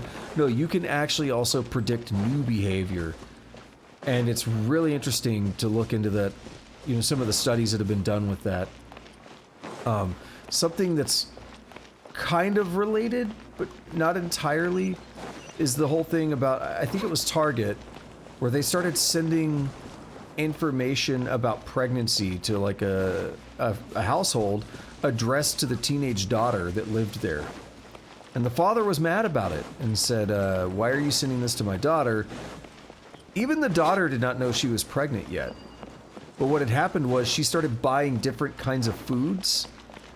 And basically, your body has this weird thing where it can give you cravings for things that you need, certain nutritions that you need. So if you're deficient in salts, you might crave something like pickles or, pretzels or something that are going to give you more salts, right? By buying certain kinds of foods and stuff, the algorithm, because she was all tied into like an app or whatever, the algorithm said, oh, you're buying some interesting stuff here. This is what people tend to buy. And there was not a person that did this, right? It was just machine learning. People who are pregnant, people who buy diapers and this and that, it doesn't really say people who are pregnant, but it's these trends, right? People who buy these kind of foods often buy these kind of products. So we're gonna send you all this pregnancy-related stuff. And then suddenly, it turns out she actually was pregnant. Nobody even knew it yet, but the algorithm figured it out before anything else. And that's a really interesting idea of being able to take that data and compute like future behaviors or whatever from it. So like that's kind of breaking free from the pattern. Like I was saying, if you do the same thing every week the same way, that's a pattern. That's not really an impressive prediction per se. But when you start breaking the norm, and then the algorithm is able to say, hey, you're pregnant, that's where it gets really interesting. And so, I mean, I made the Facebook comment there because there's a lot of talks about like, Facebook can really predict what you're doing to a scary degree. Go look into some of that, it's pretty interesting. There's the Target example I just mentioned. And then we're going on the whole Neuralink thing as well. Like they wear the Akasha terminal, which is a lot like a Neuralink or whatever. There's a lot of very interesting like implications and like modern problems, things that people are having to deal with in society right now that I think are going to be really interesting in the future. Well, by future, I mean near future, like very, very near future. Because people are going to have to deal with this, and there's going to be probably a lot of lawsuits and stuff, especially as some of the newer technology like Neuralink comes out. There's going to be a lot of lawsuits early on probably, and we're going to have to figure out like what's acceptable and what's not, right? Anyway, that's enough of me opining and rambling on that. That was probably like close to 10 minutes. But it's fascinating stuff, and I want to talk about it. So, thank you to anyone who showed up, whether you're lurking, chatting, masturbating, whatever you'd like to do while you watch the stream. I appreciate it. If you're new, you like the stream, hit that follow button. You can catch more. I stream here every day unless I'm feeling bad or something, and I gotta feel pretty bad to not stream. Because I was feeling bad yesterday and I still streamed twice. But let's go ahead and break down that schedule on when I stream and what I stream. So Monday and Wednesday are coding streams. I code in Rust, and I am doing game programming related stuff. Right now I'm doing a roguelike tutorial, and we are getting close to wrapping up the major, like, here's a working game. And then it's going to get into more heavy, like, algorithms and stuff. Different ways to do, like, map generation, and all kinds of fun stuff there. So that's the coding streams on Monday and Wednesday. On Tuesday and Thursday, I just finished Crackdown 2. I'm going to start up Crackdown 3 on Tuesday, so we'll see how that goes. I've never played that one. I played the first two in the past, but I've never played Crackdown, at least as far as I can remember. So that should be fun, checking that out. Friday and, yeah, that's Tuesday, Thursday. Friday and Saturday night is currently Code Vein, where I probably have about 4 sessions left. Maybe one more, maybe one less, but I'd lean to about 4. And then, so that's Friday, Saturday night. And then Saturday, Sunday day streams, about 10 Central for me. That is Cataclysm Dark Days Ahead, where we have been on this long journey as Mac Knapp, the bionic soldier who has basically taken over a farm. And when I say that, don't get the impression that he's running a farm. No, he just took over a farmhouse and he's made it his own, and he's having fun. He's killing lots. Hello, lady. Hello, man. That was weird. What's her deal? Dear, why did you sneak outside again? Don't worry, the night's not quite as hot, so it's perfect for getting some fresh air outside. The night is much cooler than the day, which makes it all the more reason to take better care of your health. Besides, you should stay where there's more greenery. Yes, I know. I just need to get out sometimes, you know? Just sometimes. Look at you, you're so young, but already sound like my folks. What? I mean, anyone who cares about you would say that. Anyway, how's the pot of flowers I gave you? Yes, thanks for sending me the flowers. They are very beautiful, but the leaves are starting to turn yellow. Sorry for not taking good care of them. No, don't apologize. It's fine. It's not your fault. He's trying to smash her. He's trying to bang. Alright. As I was saying, Cataclysm Dark Days Ahead. Mac Knapp, he's killing lots of zombies. He is trying to learn skills and build and do more cool stuff. And that's a lot of fun. That is Saturday, Sunday, about 10 Central. And then Sunday night, Genshin Impact. So like I said, we will be back on this in another week. And that is that. And I have a strange question about controllers with nipple joysticks in the chat. When will controllers get nipple joysticks? Well, the controller here, the Xbox Series Elite, so I could take the analog stick and I could actually remove it. Like, I just took the analog stick off the controller and it's like magnetized on there, so it's really easy to remove. So if you wanted to get a nipple joystick, you could actually take this and make your own replacement. You could probably rip off, you could probably buy replacement ones. You probably wouldn't want to completely destroy these, but you could buy replacement ones, actually rip off like the rubbery stuff on here and make a nipple or something, and then it would just like snap right on and it'd be perfect, and then you could like fondle some nipples and you'd be good to go. Also, does that control the game? No, it doesn't. I created another universe and founded paradise. Alrighty, so that is that for the outro, and I responded to what you asked. And until next time, have a good day, have a good night, whatever it is, wherever you're at. Take it easy.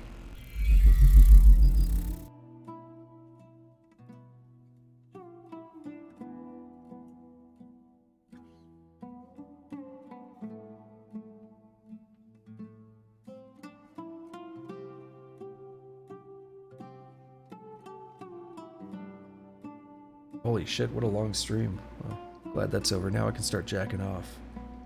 Oh no!